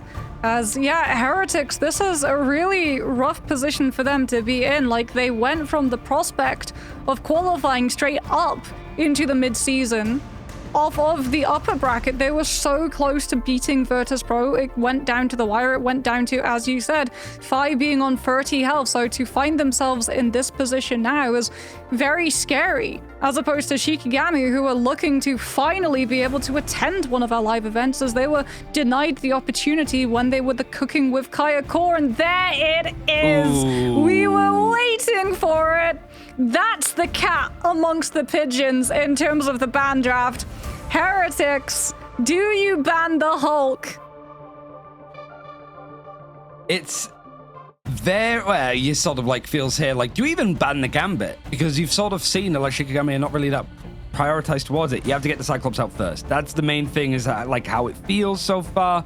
So Mantis, it's like not the Rogue ban yet. You've gone for the Cyclops, and you're right. This is sort of maybe opened up things entirely. But Team Heretics are sort of used to this chaos being formed. It's just whether Line Pro has the read on this so far. One-sided Wolverine at least coming into the fray. The other duelists being aimed at from Heretics this time. What's the save for Shiki here? Like, they could go for the Gambit save, which would then force Heretics to likely have to use the last ban slot on the Rogue. They'll go for the Rocket Raccoon, actually. So you have BRB uptime, you have Cosmic Yarn Amplifier, you have Rocket Packs for your Wolverine as well. Heretics, they have one last ban. Do they take out one half of the fastball? The issue is, I fear, if you go for banning out the Hulk, you still get fastball with the Thing. They'll take out the Gambit instead, which I think addresses a lot of the issues that you could have had, right? Shikigami getting Loki Gambit, getting Star-Lord, as well as they go for the save on the Invisible Woman. Remembering Shikigami's turn yesterday versus Strays, when they started really dialing into the strengths of fastball, they targeted out the Invisible Woman, removing the issue of force physics to be able to counter-pull Frost Mountain's grab protections. As what will be the ban? Captain America. Yeah. If that hadn't been a Sue save, she's for sure visible in that ban. Shikigami now, because they're going to have the Wolverine for Frost Mountain as opposed to the Daredevil, don't want to have to deal with too many players having to work out where Beetle will be trekking through from and just nip it in the bud. When it comes to characters across like stage 1 playoffs, one-sided Wolverine's win rate is pretty darn high, I would have to say. And the likes of like getting a Gambit, however, that seems to be the main difference maker. Shikigami, not sort of forced into the sort of playstyle that Heretics might be looking for, just like building around these ultimates and trying to go in for these moments. But it is the fact of like Wolverine having a 60% win rate when he is one-sided. Gambit, however, we see it a little bit less often. It's pretty much neck and neck. 23 wins, 22 losses. So yeah, it hasn't been a difference maker. Shiki, I don't think we'll be starting with fastball. That will be something that they use to try to break through on their attack very quickly, just hurtling the Wolverine in to break the problem area of that first corner where the defense can just suffocate you out of angles and keep you at arm's length with the sheer amount of poke pressure. But Heretics, they were able to secure the Infinity Stones of the Gambit composition, not the Rogue, not the Mag, but the Star-Lord and the Rocket to accompany it. So Shiki will have to deal with the Gambit ults as they come. As starting off on this defense, Frost Mountain on that Daredevil, reading where Beetle will hit from, keeping the dive contained. All right, final map here, as it's not even a qualification game for mid-season finals yet. The winner would have to play that later. Loser going home. We're going to be seeing him in stage 2. And this always goes the distance. Tanuki finds himself the first downed character, but a BRB back means that he's going to be straight back into this fray. Shikigami seeing if they can string a couple more eliminations on, but nobody from Heretics looking to go even low with this backline of the Gambit and Rocket. Oh, what a freeze from Lindstrom. Instantly, though, we can see Issa or Kai are both falling low. Shiki having to turn, deal with the Venom, left the Vanguards vulnerable. Heretics, no eliminations for them, but they gain so much space. So much ult charge too, and the rocket is going to get chased down by one of the few characters that is able to do it. Finds Cap though. No mirror back available to them. Even if it was available for the team, they can't use it, as you mentioned. But everybody else from Shikigami dropping one at a time. That just onslaught of damage that was concentrated into this hallway is going to provide very little. And one of the few chances that Team Heretics have had to play Daredevil themselves for Tanuki, you can understand why. He was at the lead of it. Yeah, Enzo is just being so brutal for Shikigami's front line to have to deal with. He still wants to be able to find that stall potential or hit onto Heretics' backline, but he's totally denied off of the Emma. So Shiki actually moving away from the more vulnerable rocket onto Cap's White Fox. Lindstrom using that Luna ult very early. Tanuki caught in deep off of the Bionic Hook from Frost Mountain, but brought back by the BRB. That's one cooldown. Traded for a whole Luna ult, which means that they don't have the means of standing up, contesting the Cosmic Ion Amplifier and breaking it. And Shiki have to instead give up space. It's not looking good.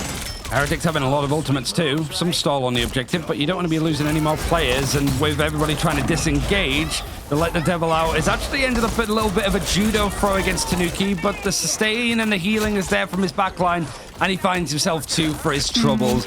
This is Shikigami looking a little bit dumbfounded in how to approach this, and Heretics making one of their most popular maps work very much in their favor. Yeah, Heretics just continuing that aggression, throwing ults out at Shiki before they gain the resources to survive them. Cap's White Fox charge totally denied access to that Kumeho form, which you'll have to stand up to Galactic Legend, but that alone will not survive the Gambit ult. Kai using Sonar Seduction, getting the lock onto the Star-Lord so that you don't have the combination of the two, which Shiki would not be able to survive. Divide them to make it easier to live, but Leola's falls. It's traded at least. Shiki with the closer respawns, forcing Heretics to back all the way off of Frost Mountains, Let the Devil Out. I mean, the Galactic Legend isn't going to get too much other than just provide a bit more of that peel, and it has provided a window for Shikigami to at least relax, other than for Frost Mountain, who thought that he was going to be safe there. Portal is actually going to be used very close on, which means that if this does actually go very quickly to that third and final checkpoint, it's not going to be available. But Shikigami now finally showing a little bit more promise on the offense, trying to reclaim some of the space that they've lost out on with the Kumeho, but it's just merely sidestepped from Heretics. They seem pretty uninterested in taking for this fight. Ken is going to go for the Ion Amplifier, and Fate Buff is going to be used in response, but Leolis is going to be eliminated just before that ultimate can come out and provide the sustain. Let the Devil Out also very much looming for Tanuki to see if he can actually find these openings, but it might not even be necessary when Naga and Enzo find these picks into the neutral. Shikigami again with this backline just not providing enough healing. They're losing out on space, and 4 minutes now for Heretics to finish out on Yggdrasil. Yep, emergency button has been pressed on the side of Shiki's defense. Fastball has been called to the field as Lindstrom opts for the Loki. You know, like, Heretics will be starting off this fight fast. They have unmatched Gambit ult. You'll lose someone on the disengage likely, so Cap on the rocket with the BRB, the chance of bringing them back into the fight. Lindstrom giving the team regeneration domain, the opportunity to survive this early push from Heretics. There's the Gambit ult invested with the walk combined with Enzo's Sonic Seduction, but Shiki take advantage of the Loki cooldown. Only lose Kai, who, as we said, will be brought back into the fold with the BRB, for Shiki to continue this fight 6v6. Duelist ultimates in hand too, and no strategist ultimates to try to counter, hoping that Leolis might be able to find the picks into the air, but his space is completely closed down as he goes in for the Galactic Legend.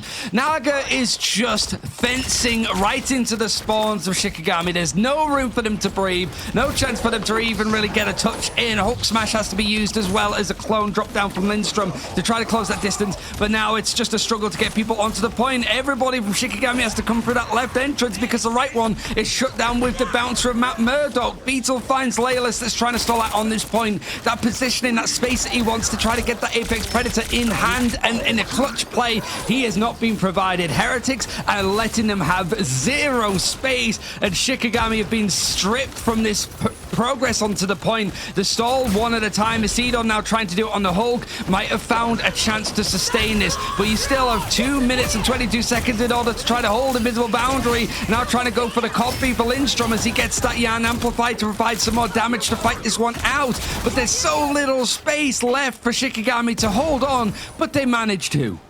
They hold.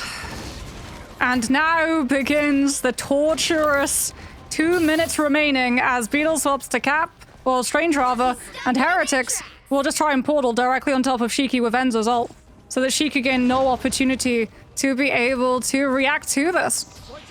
Force physics as well. If they wanted to jump on a person, pull them into a fight beside the seduction, is going to come in. Frost Mountain is forced to use some of the bits of his kit to try to sustain that, but there's really no much option. You got the rocket that's throwing in a bit of healing, but that's been about it. Kaya is going to use the resilience and have the help of a lamp in order to try and fight this, and everybody else has actually got off the point to the point where the Heretics have actually flipped it back into their favor. Whilst this split has come in, Naga is taken to the sky to go in for the Galactic Legend and find the splits. He's not found the elimination, but he has knocked Bruce Banner down, and Tanuki has finished his dinner. Last Stand trying to pull people away to provide some space for Shikigami, but the eliminations are coming in thick and fast. Longer cooldowns coming in. Lindstrom has to run back on the Jeff to go for this Utopia backline to allow a stall, but it's not going to be enough. 1 minute and 2 seconds left on the clock for Heretics to finish up the map, and Shikigami have their work cut out for them on attack.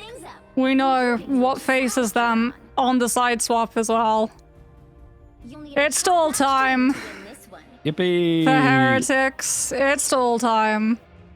That, or they could honestly just go for the 2-2-2 and take advantage of Rocket, Gambit, Starlord to be able to brute force these fights. You know that Shiki will be looking to employ that Wolverine with the fastball. Like, for me, it's not about how well Shiki could defend that map. It's about how strong their engagement, how strong their attack will be. As fastball is so very offensive.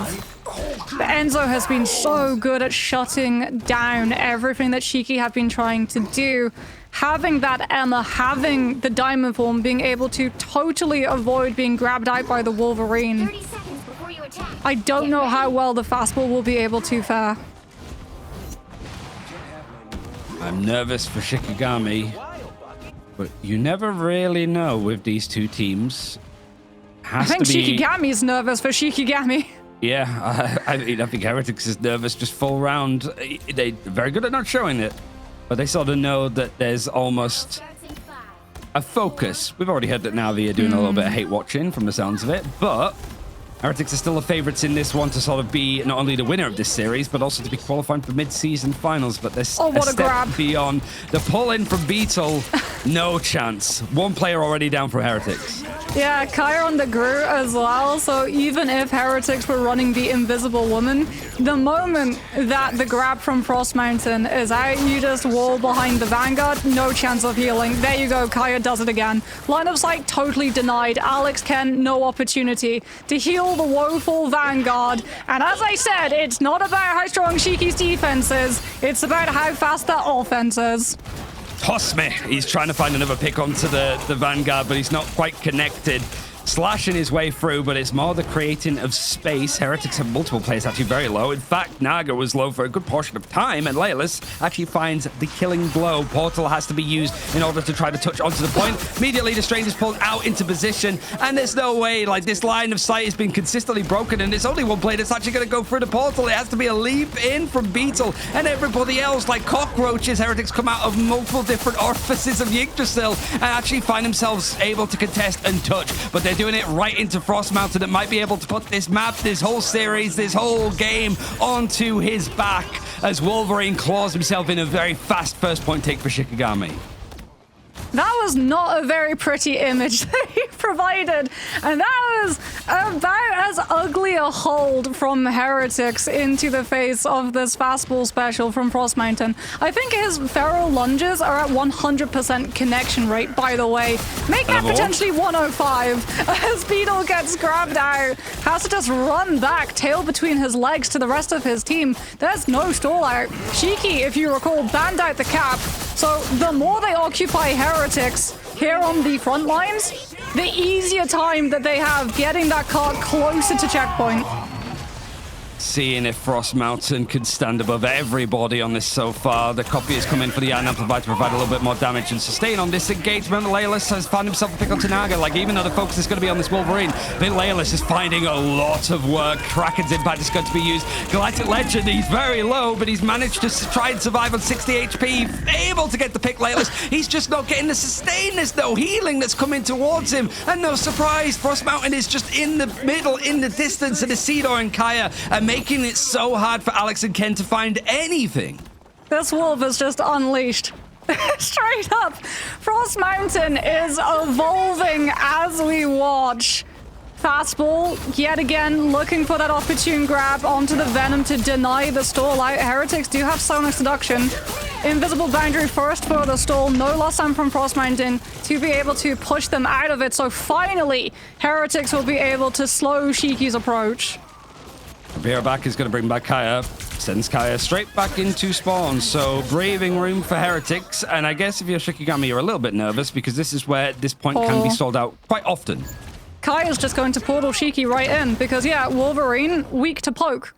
Very strong once you're on top of them. So Shiki will avoid the poke pressure. They've still got plenty of time, so if you use portal now and it fails, you'll still have it back before overtime, as you just portal directly onto one poor soul, which looks to be Beetle.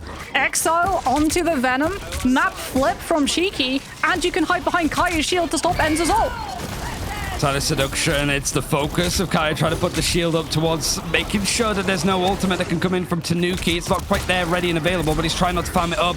Maelstrom's going to hit for full damage, and Tanuki is just going to, like, take himself out of this fight for the most part. Kaya goes down, though. That portal play hasn't really added up to much, and Cap has brought out the Iron Amplifier to maybe provide something. It's provided a pick, so the trades are even. Royal Flush is also expended on the side of Heretics to go in for this fight, as it is going to be a Iron Amplifier copy to make it 2 for 2 for Shikigami.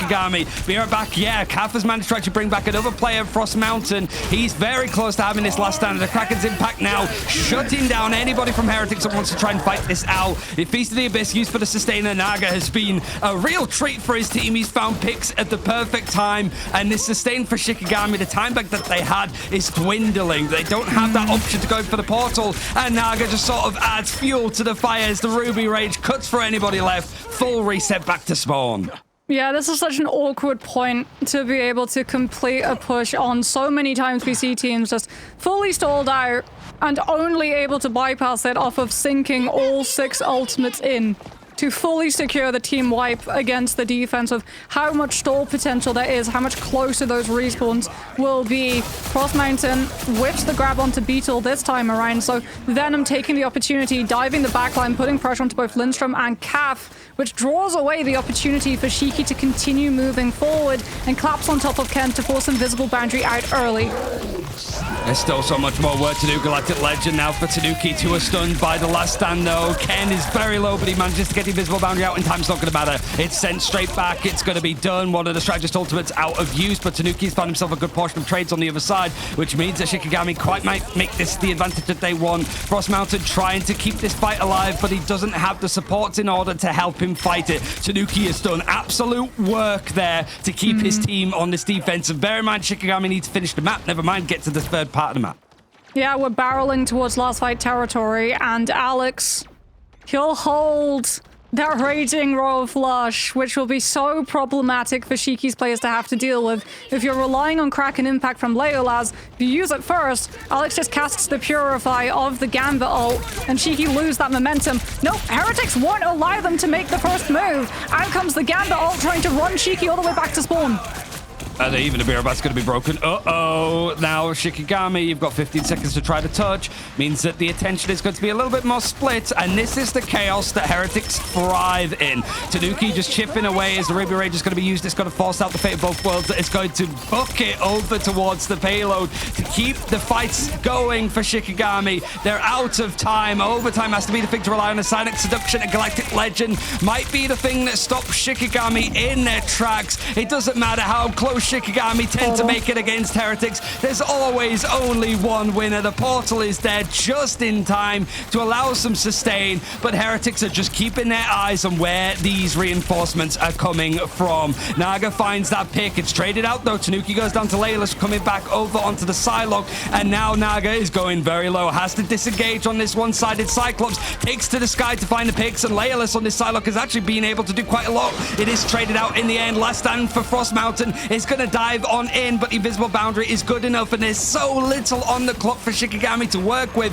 Any pixel stepped off of this spot is not going to be enough. Dance to the Butterflies for Layla's is set up in time, but you got the barrage in the sky. It takes out Ken. Tanuki goes low enough. Beetle is also the next to follow, and now you've got the portal for Enzo to try to keep things on the edge for Shikigami. There's no ultimates to rely on outside of that Feast of the Abyss, and Frost Mountain goes down. Tried to put the game on his back, but Logan is sent out to pastures. Feast of the Abyss to try to stall, but there goes Cav. Naga has found himself too a hero in moments like this. Naga might be trying to get himself into a great position to qualify for the mid-season finals, and Shikigami run out of steam yet again. Team Heretics win out on map 5 and go further in the losers bracket.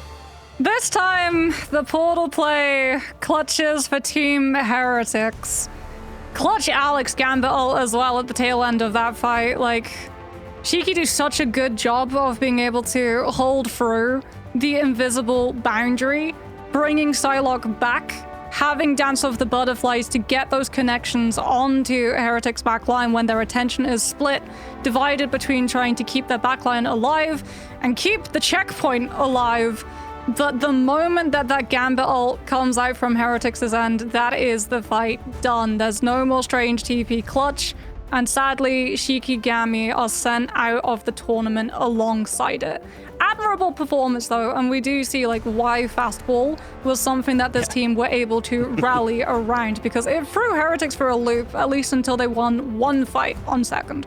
It really did. Heretics, they seem to thrive so often in those last-second overtime fights where it's just everyone get on the point and just delay as long as possible. But what do you do when that overtime objective is a literal blender in the form of a short, angry Canadian? In this case, it turns out, just wait long enough for Alex to have the tool that's needed, or for Ken to have the tool that's needed. The strategists here did insane work keeping the team topped up, making sure that they could survive through those overtimes, and that was just enough to outlast Shikigami. We knew this was going to come down to a stall, we knew this was going to come down to a delay, but we could never have expected it to come down to that level of insane fights. Ryan, that was so good. Yeah, I mean, like for MVPs across the series, you could give it to multiple people, but I think just with how those final fights went, for me, it feels like Naga had those like key moments, whilst like getting the one-sided Wolverine was a pivotal moment, I think, on the side of Shikigami, making sure that the other team up on the other side, the leader of the X-Men of Cyclops was available to Naga, was the big part of that. I gotta say, like, we've sort of been used to seeing Naga be able to be on like the triple strategist, so he wasn't playing duelist much, showing that he is still one of the best duelists out there. And Tanuki showing that he isn't just this kind of like melee, weird Black Panther, one-trick pony kind of thing. His hit scan in this like double hit scan lineup really helped Heretics when all things were crazy to just find those individual moments to find the picks and do what was needed.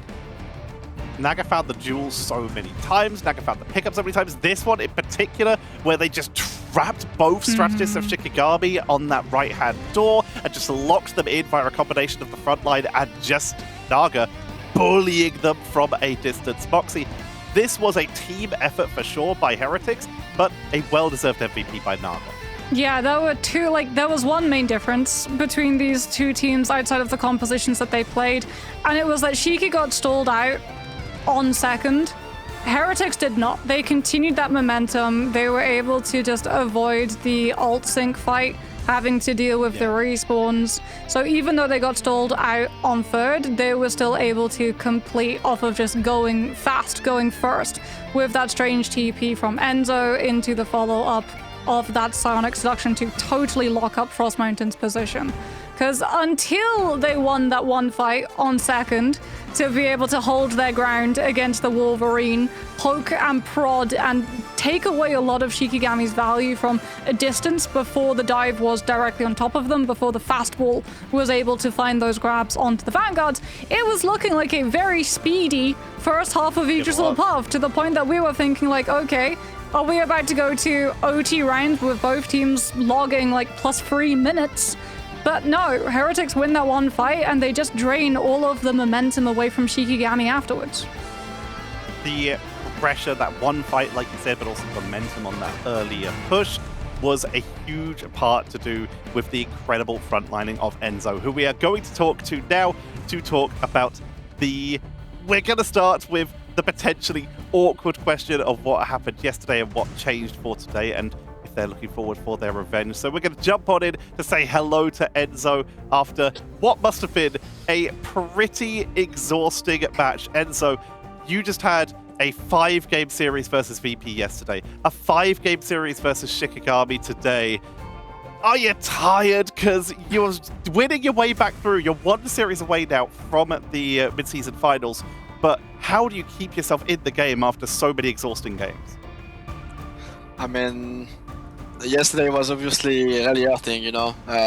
Losing in that way, so close, and everyone know we should have won. But it's kind of the same thing that happened for them in stage 1, if you remember correctly. Like, we stole the game from them. So now, right now we just went the other way. It happens. It's a sport. It's really hard, you know. There's one team winning and there's one team losing. So, yeah, I don't know. I just told my team, I say, guys, you're allowed to be sad for today. It's fine. Tomorrow I want to see a smile on your face because it's gonna be a long day. And yeah, here it comes, you know, 3-2 on the first game, and we don't know what's coming next. Just how it is, you know. There's like every time we pick up new player, we forgot to tell them that it's gonna go game 5 every game with us. It's been the same thing with OG, it's been the same thing with Bobo. It's just game 5, no matter who we're playing against. That's one of our strengths, but that's also one of our weakness. I mean, most of the time we won this game of 5, but you know, we're gonna go game 5 against VP, we're gonna game 5 against Navi, we're gonna game 5 against Shiki. We just always go game 5, you know. We don't like when it's easy. I mean, Shikigami seems to be a team that like constantly pushes you. So what happened in like the maps that you lost? You know, you went for the Torch Ban or like Central Park, and they were able to like get like one-sided Daredevil, even like the Wolverine like protect right at the start of like Yggdrasil. What were you expecting those kind of like moves to make sure that Frost Mountain gets that Wolverine in hand, or what caught you by surprise that ended up them taking 2 maps off of you? I mean, it's just prep. Like, it's really hard for us to scream because okay, so there is like one team that canceled 10 scream last month. There's one team, I mean, there's multiple teams that leaks, and there's multiple teams that don't want to play against me for what I've been saying in the past interview. So going through this, you know, obviously our practice is not the greatest, you know. Like, it's really hard to get good prac, and that's what we got surprised with. So we're just cooking mid game, not gonna lie. Like, we're just cooking. Sometimes it works, sometimes it doesn't. So that's why, you know, we lose game and it feels like a stomp, and then we're gonna try our hardest, and we're gonna win the next one, you know. So it's hard to explain. We just, yeah, we saw the torch on Central Park. We thought about preseason, so we just tried to ban it, but it just didn't work out. I don't really know what happened this game. I can't really tell you, you know. We had like a talk between 2 games saying that we needed an IGL, so I said, okay, I'll do it. But obviously when you're like talking, you play significantly worse. And it's also when you're IGLing but you don't understand what's happening, it's kind of hard to know then what's the good decision. Yeah. It's a blur. So talk to us about the Wolverine, because the last time we got to interview you was, what, pre-season, and you just went up against Shiki and you banned out Frost Mountain's Wolverine because it wasn't fun to play. I can imagine playing up against the fastball was also not as fun to play, especially since you are the Vanguard player. Like, how do you deal with knowing that that Wolverine team up is coming through? What do you think allowed you guys to turn around the second point defense to stop the fastball in its tracks?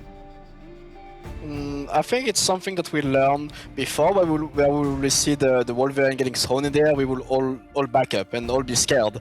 But I think the thing to do, in my opinion, is just to walk as a pack, as 6. You don't be scared, because anyway, like, otherwise you're just giving the entire map and you can't contest anything. So we learned that now when the Hulk is flying, when the wall is flying, we just walk in, and whoever get grabs, whatever. But at least we can fight. So you are now 1 series away from making it to those mid-season finals, and that is going to be decided who you're against in the next matchup. You're going to be against either Pulsar or Rad. do you have a preference? I mean, obviously we would rather play against Pulsar because we already beat them, but I don't mind playing against Rad. It's been a long time I haven't seen them. It's been like 6 months, a year probably that I haven't faced them in the tournament. I'm ready for them. I know they have a lot of confidence. Mashlo likes to talk a lot, but I know this is fake confidence. You know, he's not feeling that confident against us. I know it. It's just funny. So yeah, I would like to play against them. That's some confidence from yourself at least, so we'll let you get to resting after those very long series, and so that you can watch the next series that's coming up. Enzo, thank you very much for joining us. Thank you guys, and I hope to see you soon.